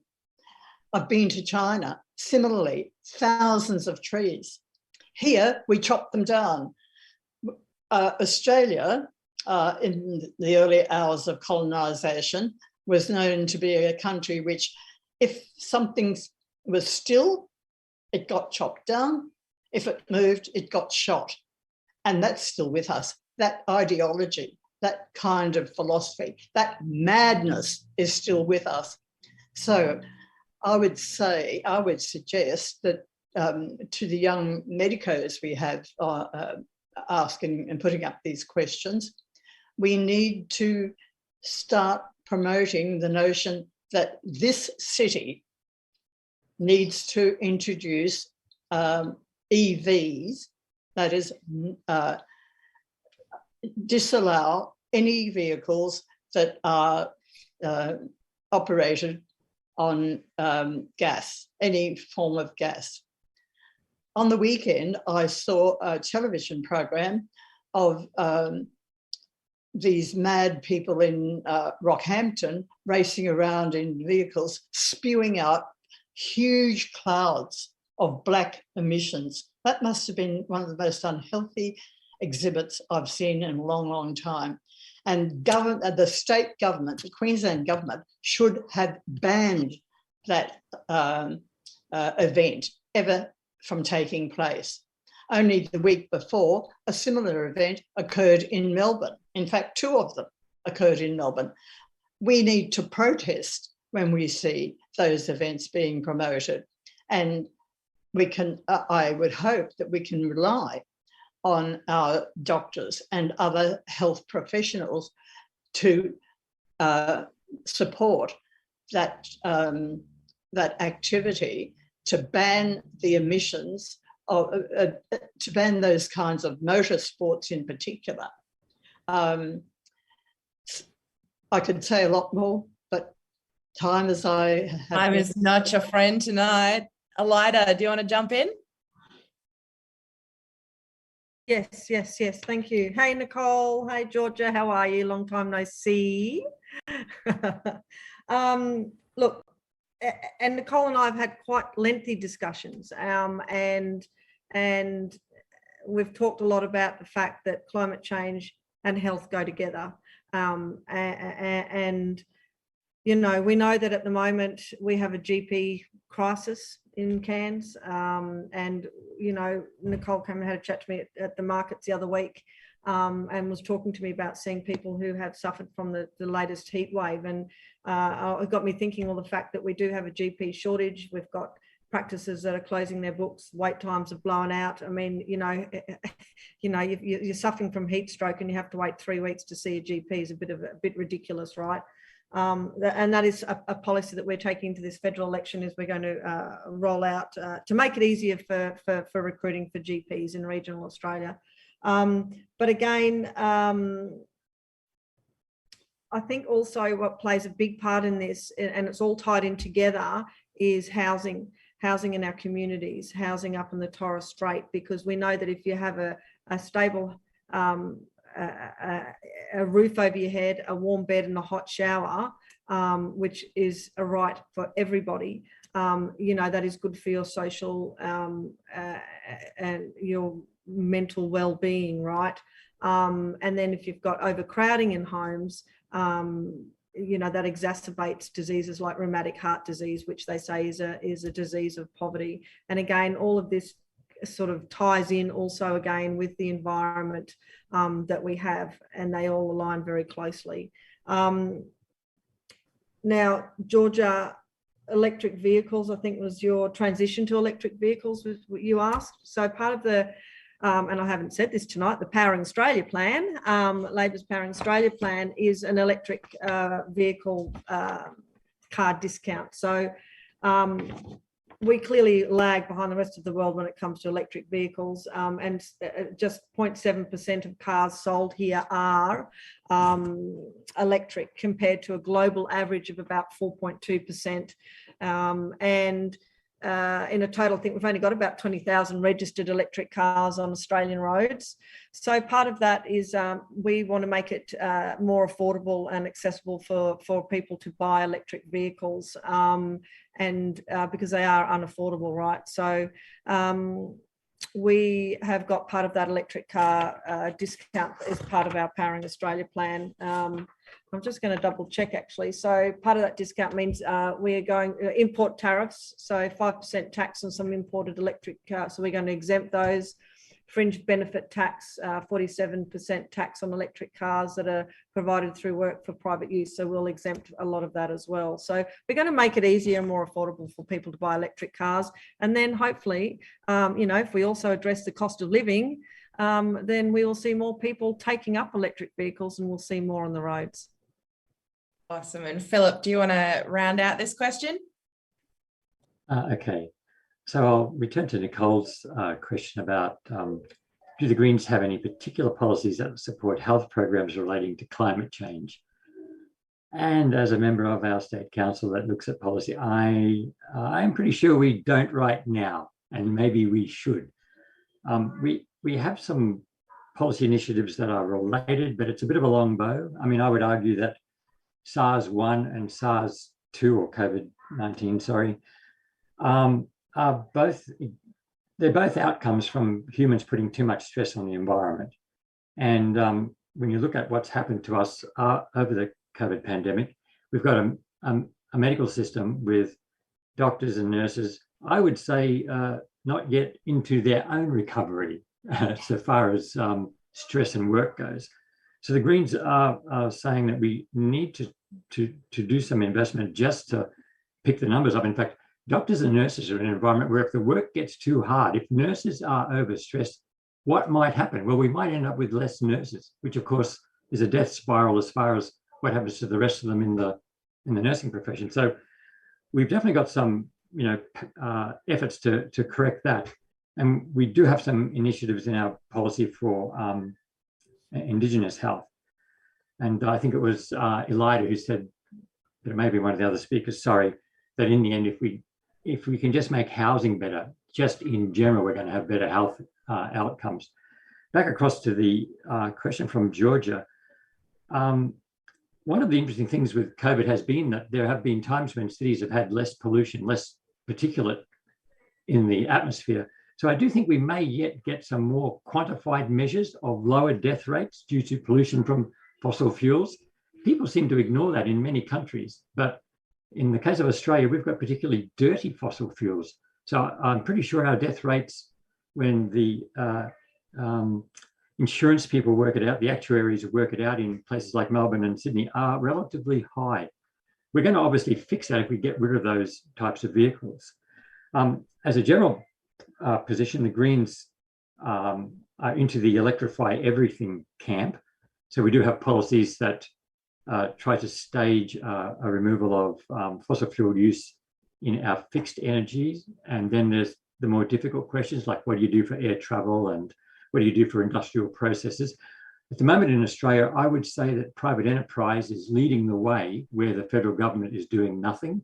It's really been some particular innovative companies that have been producing battery chargers for export from Brisbane, for example, or building factories in Gladstone that are going to produce electrolyzers. All of this has come out of the private sector. We've got a pathetic federal government at the moment that just pretends nothing's necessary. But anyway, the Greens are plugging into that. We've got plans to boost the grid and try to encourage renewable energy. Sorry, Philip, I'm going to have to jump in. Can I just say one thing? Real quick. All right. There is a proposal to subsidise EVs, but we also recognise that subsidising EVs has to be done in a careful way because in some ways you're subsidising things for rich people. So while you've got a climate change initiative, you've got a social justice drag. So you've got to be careful. We prefer mass transit, I guess, mass transport. Sorry, that's it. Shut up now. Thank you. So next up, we will have a question from a Get Up representative. Samala, inviting you up to the front for the chair transition on the bus. Thanks, Edie. Come on, Speedy, we're ready to go.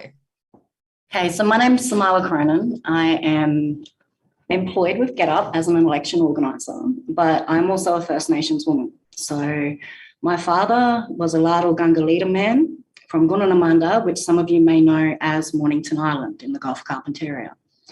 I grew up on Mornington Island And my mother comes from Fraser Island and the Keppel Islands. She's a Wapabara and Butchulla woman. So even though I'm not from the Leichhardt electorate, I've grown up in North Queensland. I have countrymen across the Gulf. And on my mother's side, I am a Reef woman. So I come from the Great Barrier Reef. On behalf of Get Up, I have been travelling throughout the Cape in the electoral seat of Leichhardt, and I have been meeting with your constituent.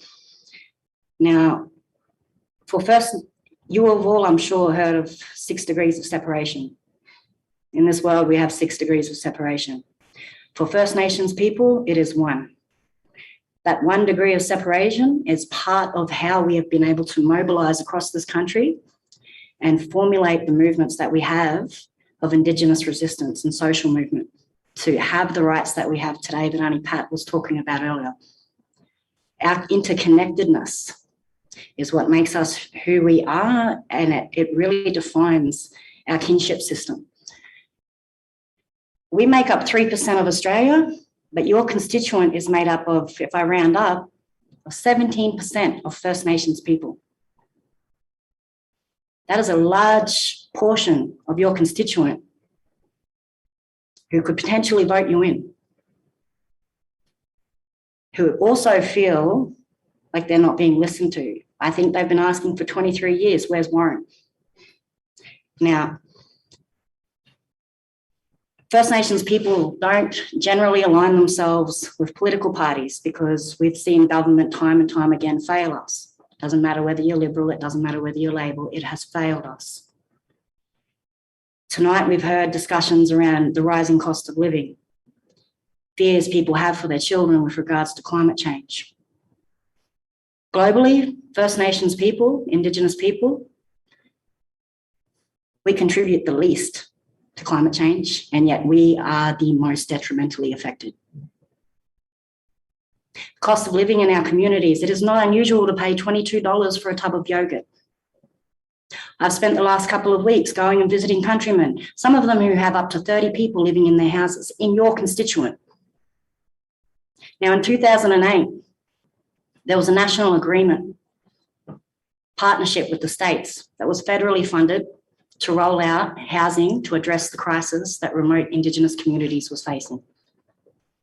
It failed to address the housing crisis in North Queensland, Northern Territory, or Queensland in general, Northern Territory, Western Australia, and South Australia. One of the questions that have been put forward is how will you end the housing crisis in remote Indigenous communities? And will you commit to more funding into the previous agreement that lapsed and roll it out so that it actually has tangible results? Now, the second that everybody tonight has been discussing, they've been discussing a lot about climate change. So I'm not going to ask a climate change question. I'm going to ask a question that goes even deeper into climate change, and it comes to protection and preservation. Now, First Nations people, we have been caring for this country for thousands of years. Alada, I heard you say that you learnt your appreciation for nature in Papua New Guinea. Papua New Guinea has veto rights. Australia does not. First Nations people in Australia, we do not have veto rights when it comes to protecting and preserving our country. If First Nations people were given the right to protect and preserve their cultural heritage, a lot of the issues that were spoken about tonight would not even be on the table. So will you commit, do you agree, firstly, that First Nations people should have veto rights? If you don't, please explain your reasoning. And will you commit to making that happen for First Nations people? Thank you, Samala. That was really amazing. So we want to know about ending the housing crisis, funding the lapsed commitments, the veto rights that were just mentioned, and keeping it to 2 minutes, as I'm sure Edie will hustle you for. All right, big questions. Suzanne, do you want to kick us off?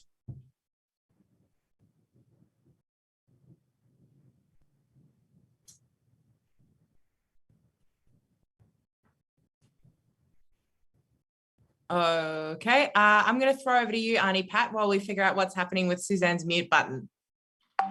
Sorry, I can't hear you.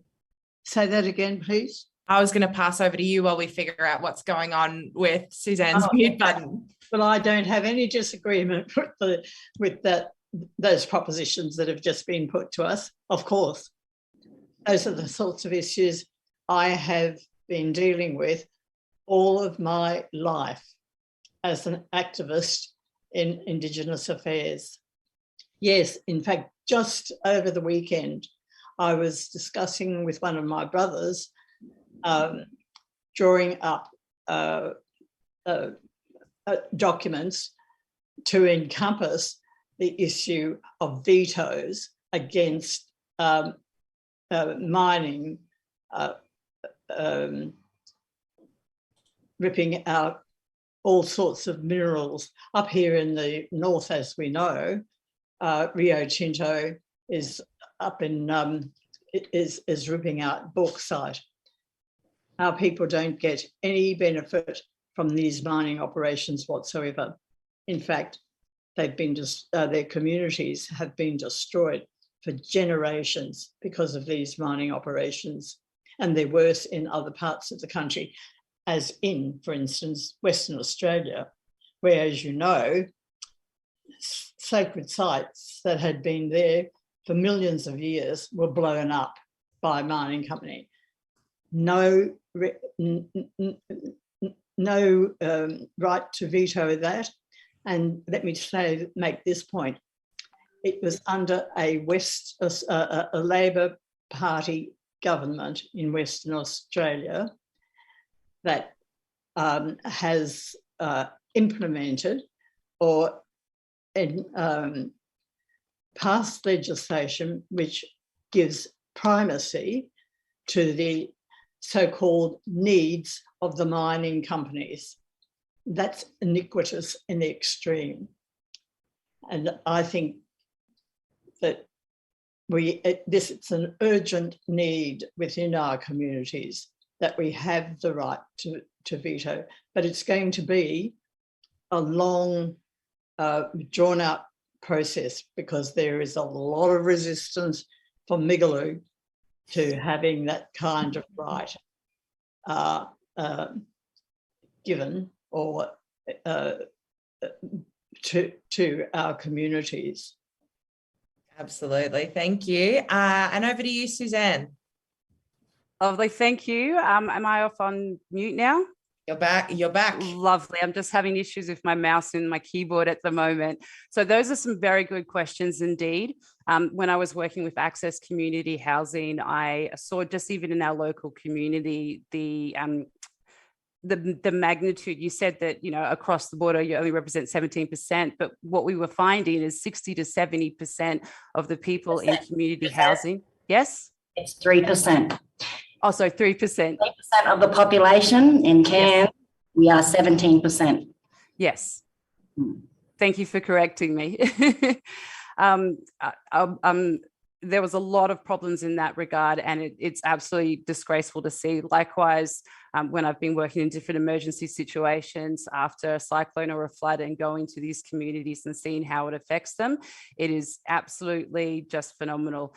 And it's not acceptable by any means. Everybody has the right to have good housing that has all of the basic needs. As far as supporting, I think when I was talking about enshrining the right overall of First Nations and the organisations to actually enforce their rights in relation to when there is the right to veto in relation to their deep connection with the land is absolutely 100% important.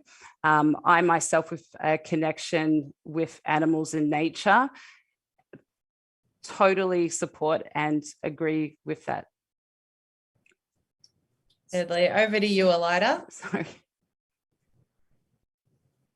Thank you. Thank you. Hey, Samala, how are you? Good. Now, look, I'm really glad you brought up housing because, look, Labor knows that safe and appropriate housing is a fundamental requirement when addressing key issues that affect our First Nations peoples. And that's, you know, issues around life expectancy, child mortality, access to early childhood education, employment. And I feel extremely frustrated because I just came back from the Cape last week, and I'm hearing exactly the same issues that I heard 3 years ago at the last federal election. And you're right, you know, in 2018, the federal government walked away from Napari. You know, incredulously, Warren Entsch spoke to ABC Breakfast and talked about their commitment of $105 million towards housing, using at the last federal election our remote Indigenous communities housing as a political football, and then committing $105 million just before the election. And he himself said today that not a red cent of that has been spent. And Pat said this earlier on too, that, you know, we have our First Nations people living in some of their worst housing standards in the world, and that's absolutely unacceptable for 2022 and absolutely unacceptable for Far North Queenslanders. Maybe we should arrange a house swap. Maybe we should arrange a house swap. Just overnight, just so the other side can see. Well, I can tell you, Smiler, that I worked for Centrelink for 13 years and I worked in the Indigenous queue, and that's one of the reasons why I'm here today. And I have said this before, speaking to some of the most vulnerable people, vulnerable Indigenous Australians, seeing how they get taken advantage of in our communities is one of many reasons why I am here today. And I'm a very big believer, and that's why I've travelled the Cape and the Torres Strait, because if I want to represent my community, I need to be able to know what they're thinking and feeling. And I'm sorry, I forgot we're on a timer too. So housing is so important, and Labor has a plan to address that. We've got a $10 billion housing future fund that is going to build 30,000 social and affordable homes, more social and affordable homes over the next 5 years. $200 million of that is allocated to for our remote Indigenous communities in regards to maintenance for our homes. And if I am successful, I can tell you that I will be having ongoing discussions, because enough is enough and we need to address this. And so far, from my understanding, and I think maybe you mentioned this too also, Philip, but all our policies are fully costed, they're ambitious, and our $10 billion Housing Future Fund will certainly assist towards more housing. Uluru Statement from the Heart. Labor is the only party that actually supports the Uluru Statement from the Heart in full. There's two important objectives for reform there. Number one, and I know you know this, is the First Nations voice, and number two is the Makarrata Commission. And if we are successful, we will establish and we will enshrine our First Nations voice in the Constitution. That's going to make sure that our Aboriginal Torres Strait Islander people will be formally consulted on legislation and policy affecting their communities. And I think that is so key and important. And then, of course, the other objective there is the Makarrata Commission. So we will make sure that we have that commission that's going to supervise that process of agreement making between governments and First Nations, and truth telling about our history. Thanks, For me, Elida. Sorry, got to cut off. Elida, before we go, was that a yes to First Nations people should have veto rights, or a no? Oh, good. I did forget that, not purposely. Yes, by the way. Yeah, sorry. And look, that's something that I, again, as a candidate, can't commit to here tonight. But if I am successful, that is most definitely something that I will be taking up with my party, because I think it's about having, having that voice and having and listening to the community. So.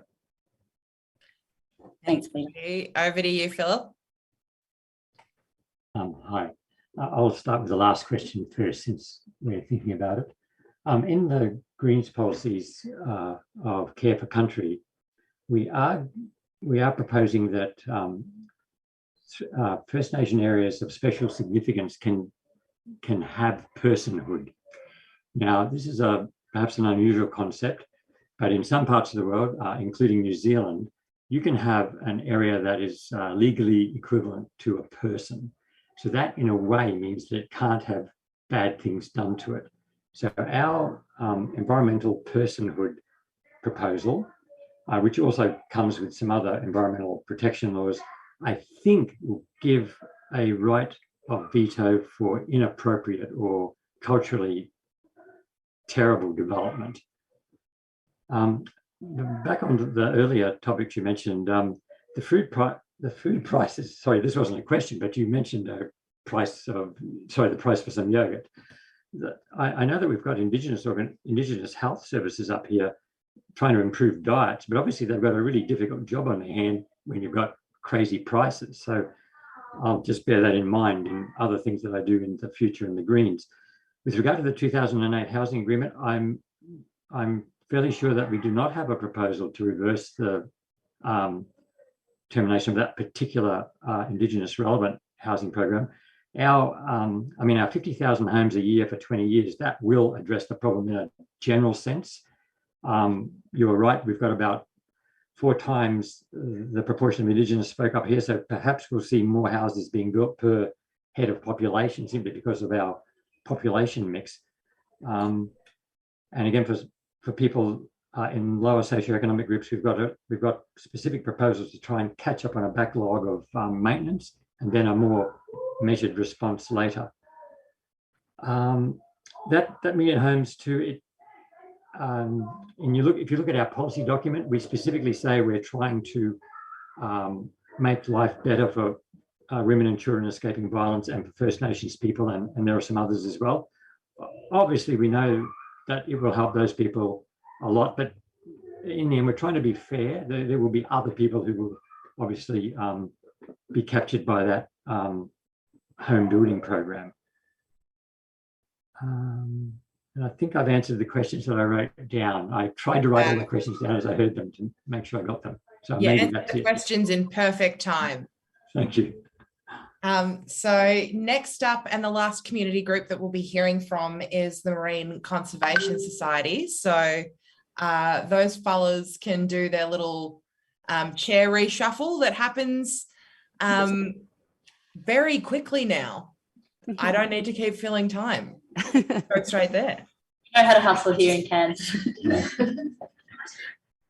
So I'm really excited to introduce our last 2 community representatives from the Australian Marine Conservation Society. So I'll hand over to you first, Yolanda. Yeah, hi. My name is Yolanda. I'm a dive instructor, an environmental scientist. I'm also part of a group called Divers for Climate.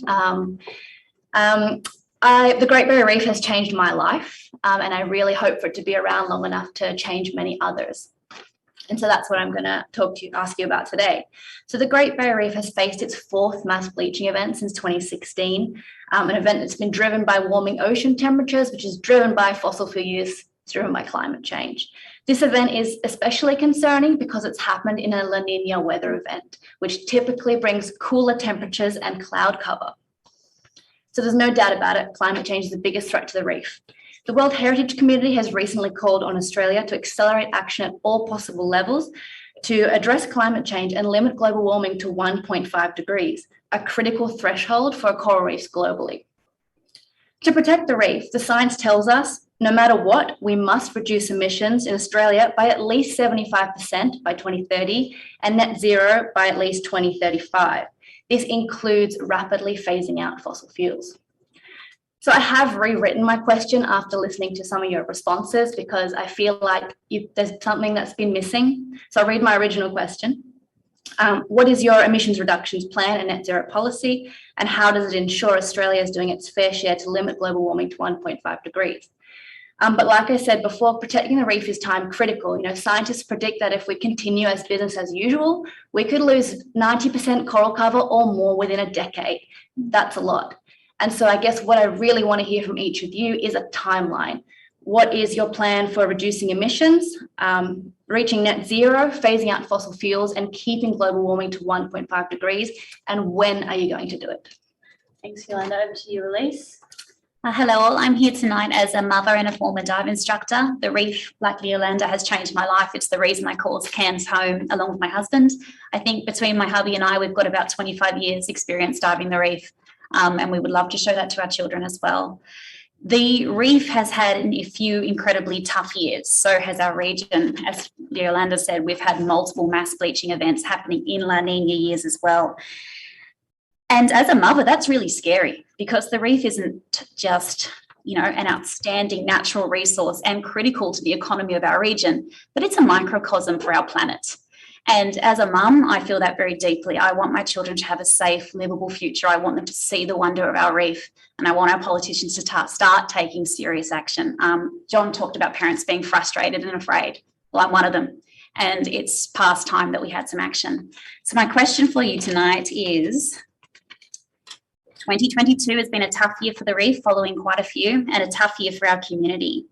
And the global pandemic has given us, frankly, a shocking wake-up call of what our region looks like without reef tourism, highlighting just how dependent we are on the Great Barrier Reef. And, regional economy aside, it is one of our greatest assets and global treasures in its own right. It needs to be protected for that alone. So how do you intend to protect our reef, our livelihoods, and our way of life, and tackle the enormous pressures of climate change, water pollution, and overfishing with a smart and sustainable recovery that generates and protects regional jobs and our reef in the long term? Thanks so much, Elise. And so just to recap, we want a timeline for net zero, the phase out of fossil fuels. We want to know, what are you doing about climate, water pollution, and fishing? Succinctly. Philip, I might let you kick us off. And what I will say is that we are really racing the clock at the moment. So I'm going to clip you at 1 minute now instead of 2 because I'm a monster. But yeah, Philip, over to you. Okay. Hi, I'm going to go very quickly. Our plan is to phase out coal-fired power stations by 2030. We're also going to be reducing thermal coal exports, even if Australia does nothing, just because of the COP26 pledges. The customers of our coal will reduce their imports by 60%. So we've also got a regional jobs plan to try and cater for that. There are going to be some massive changes in regional Queensland, but we've got to try and plan the transition. So whether we like it or not, things are changing, and we've got to do things about regional employment. The Greens policy actually says that we don't just change our electricity generation to renewables, we go for about 700%. So we're trying to change our exports as well. We don't want to export energy in the form of coal. That's not solving anything. We want to export energy in the form of some form of hydrogen. And I won't go into the details. How do you protect the reef in 1 minute? No, half a minute. Well, we're looking at it in a few different ways. Obviously, getting other countries to subscribe to changing their behaviour for climate change is going to protect it to some extent. In a more local sense, we've got provision in our policies to try and deal with runoff. We're trying to continue some changes that have been happening with farmers. There are already programs that farmers can be part of, but we're going to boost that with a Australian Sustainable Agriculture Fund. I may have the name wrong, but the idea is we want farmers to have a long-term view and manage things like nitrogen runoff. What is my time doing? Is that a minute? That's all the time you've got. I'm sorry. I'm probably going to go crazy if I keep talking. Elida, you've got a minute. A minute. All right. Okay. Hi, ladies. How are you?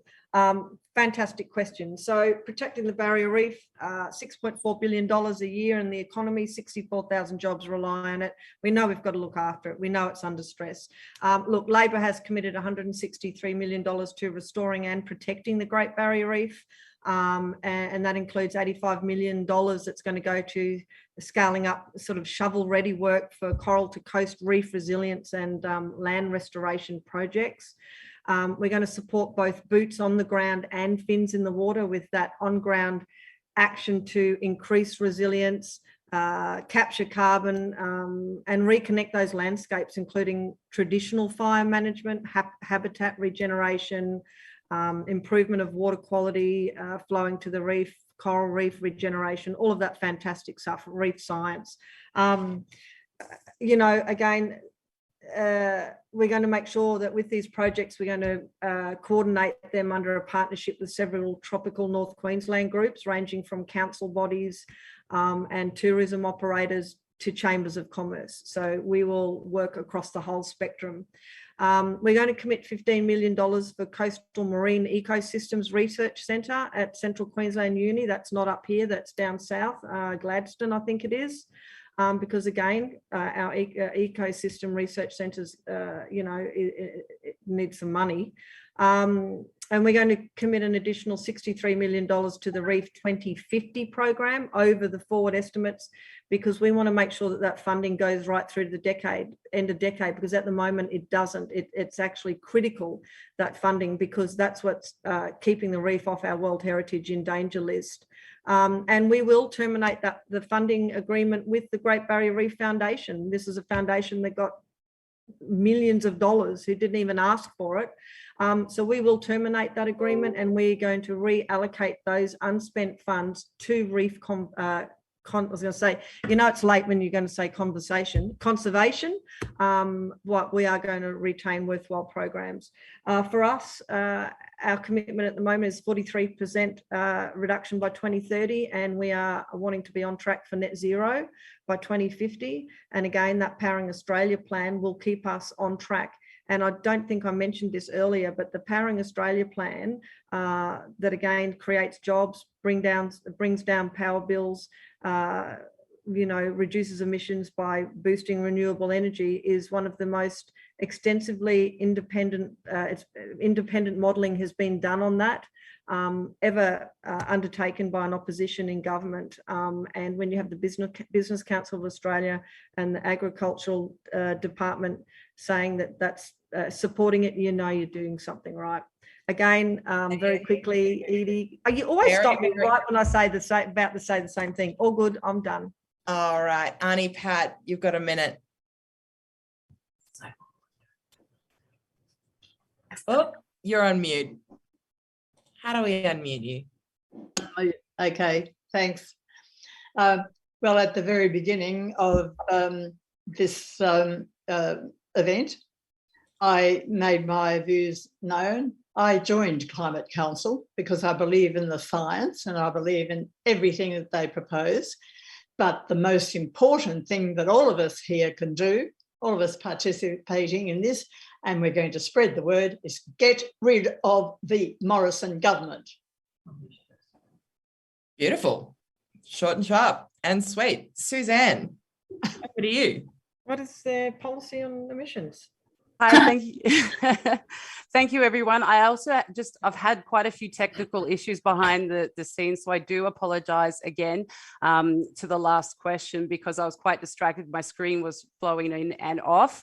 So I do apologize for that. It's only just stopped now. So I'll go to the question today, just in relation to how to protect the Great Barrier Reef.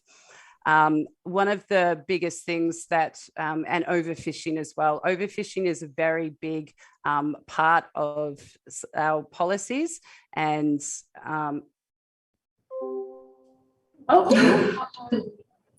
uh-oh.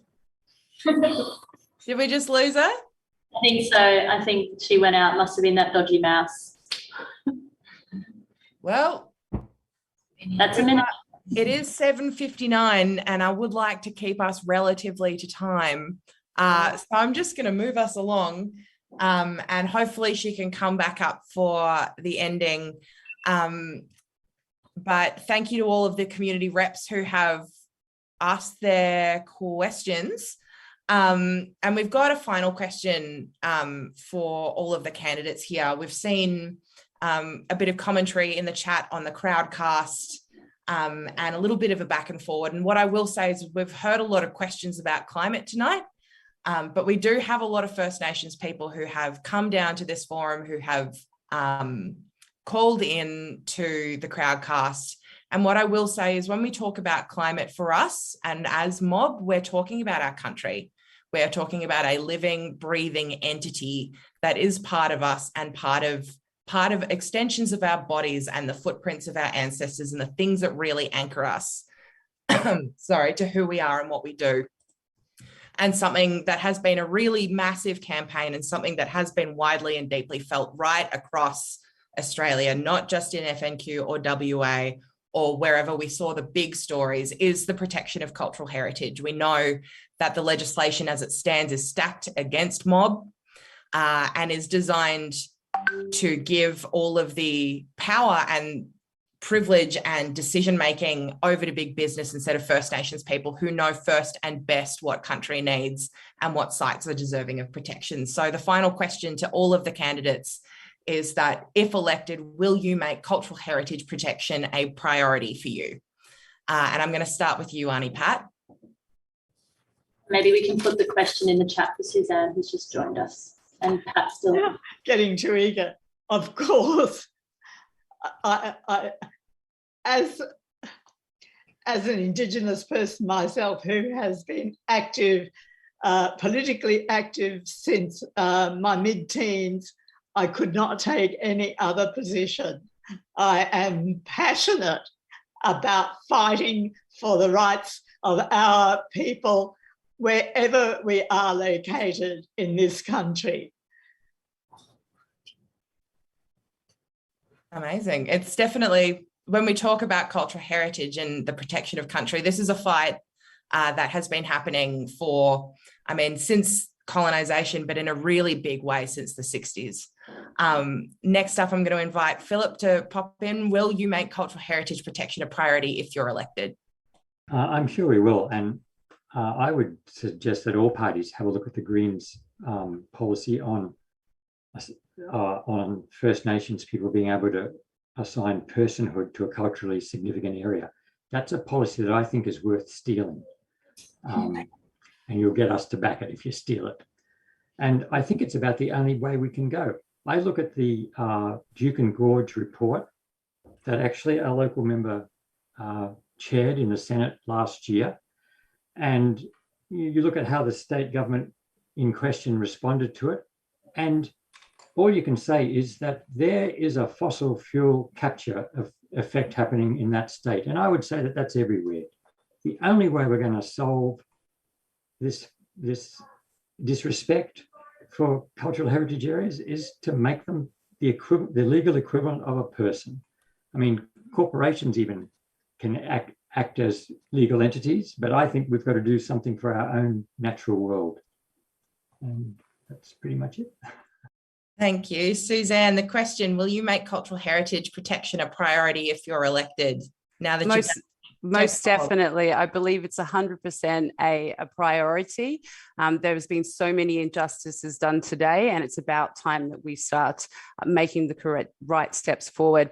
I also, the Animal Justice Party, Philip mentioned on something that's also very important to us, which is recognising and getting that personhood rights as well.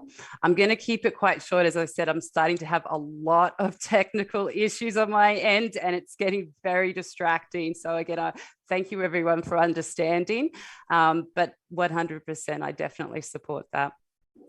Yep, it's definitely coming to the end of the night where everyone's ready to go to bed. Yeah, I'm getting tired, and for the distractions with the computer doing weird things, it's not helping staying on point. For sure. And Elida, over to you. Hi ladies, how are you? To answer your question, as a Labor candidate, yes, if I am elected, I will make cultural heritage protection a priority, 100%. And look, I think that this also goes to what I mentioned earlier on in regards to the Uluru Statement from the Heart. That's why this is a reason why we need to have our First Nations voice enshrined in the Constitution to make sure that our Aboriginal Torres Strait Islander people will be consulted on legislation and policy that affects their communities. And again, that second objective being the Makarrata Commission. So, we have that supervision around the process of agreement making between governments and First Nations and truth telling about our history. But also part of our policy is in regards to boosting funding for the management of IPAs, which is by providing an additional $10 million a year for things like improving biosecurity, restoring biodiversity and managing cultural sites. And that is part of one of Labor's policies as well. And doubling the number of Indigenous rangers by the end of the decade to 3,800 is something that I'm also really proud of. So as you can see from Labor's perspective, we have some really good policies that we are taking into this federal election. If we want to see change around this area, we need to change the government. You're right, where is Warren? Who knows? But I can say that I'm here. I'm determined. People that know me know that I don't take a step back unless it's to take a run up, and I'm very passionate about my community, as we all are here. And if I am successful, I will always fight for the best deal, not just for my community, but for our First Nations people.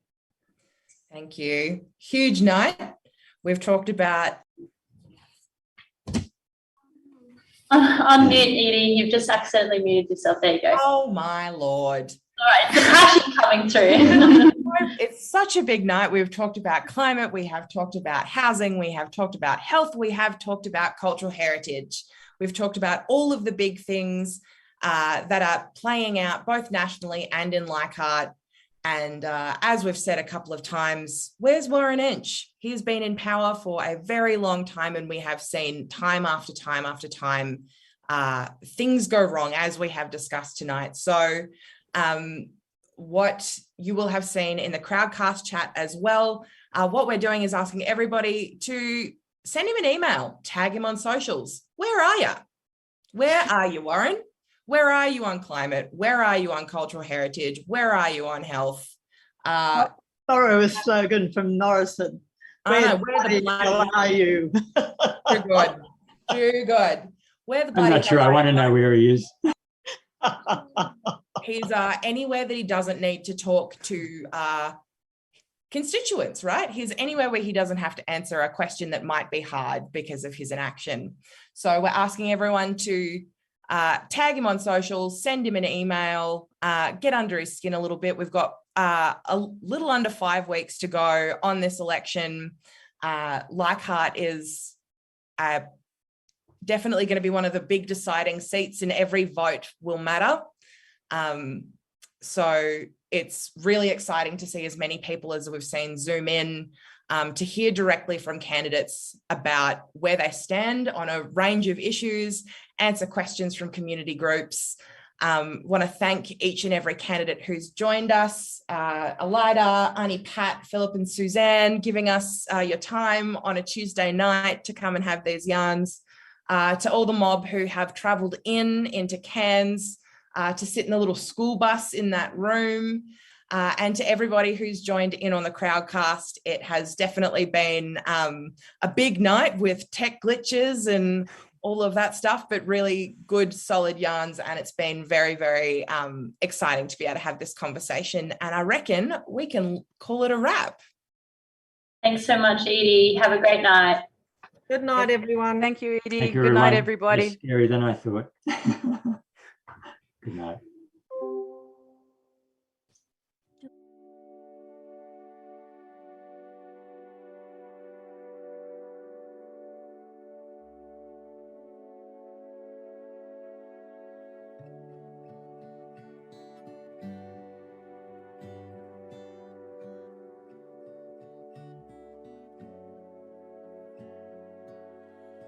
December summer's a haze hanging red in the sky. It sticks to your throat.